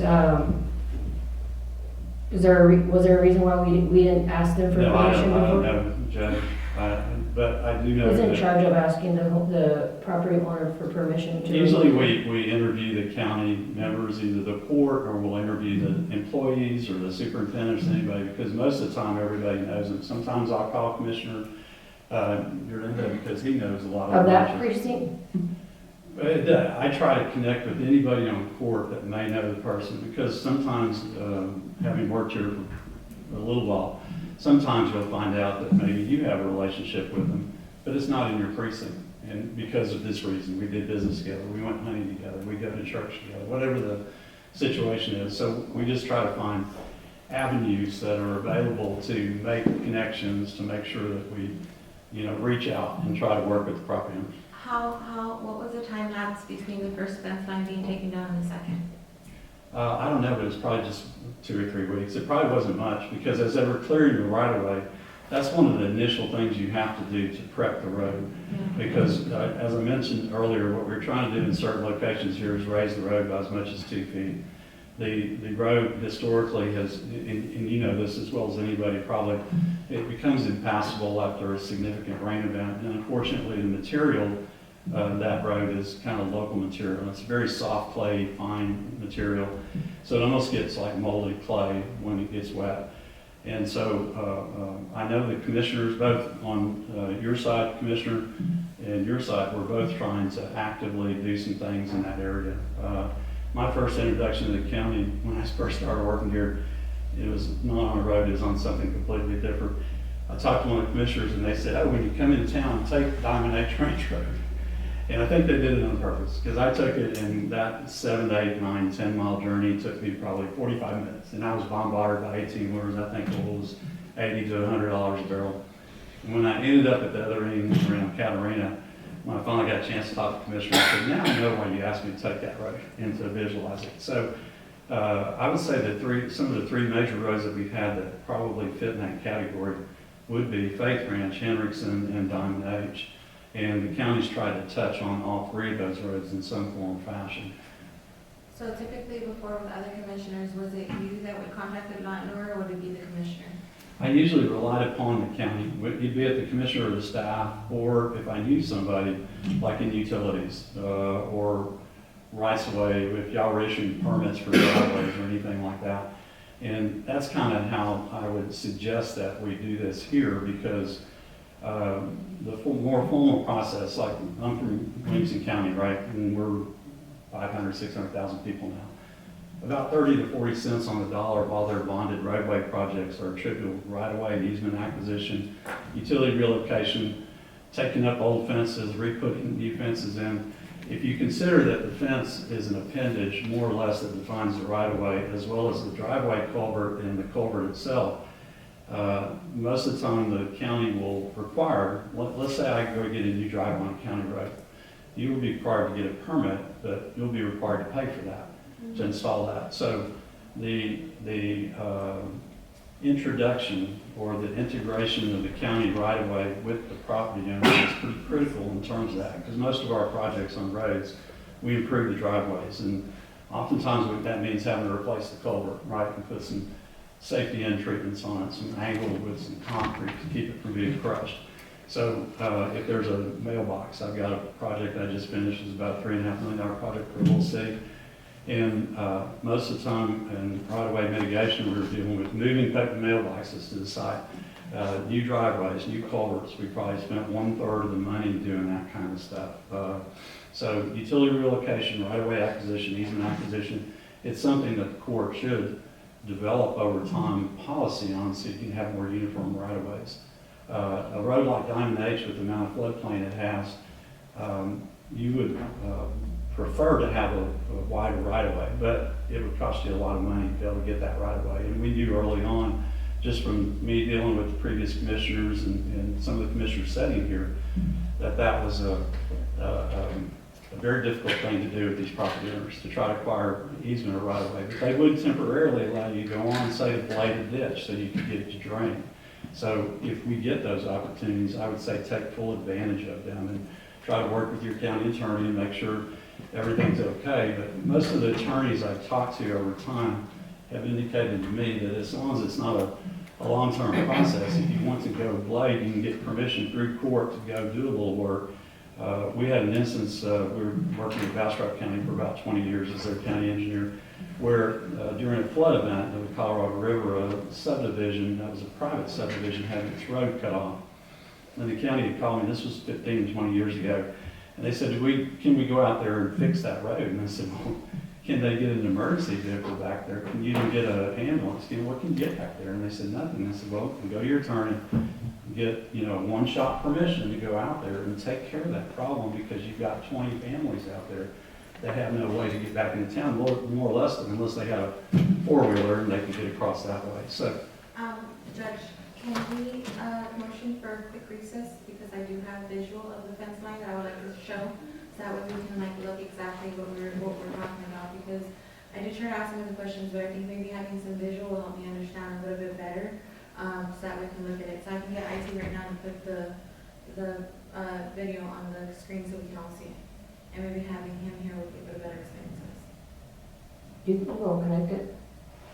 Okay. We're going to take a 5-minute recess.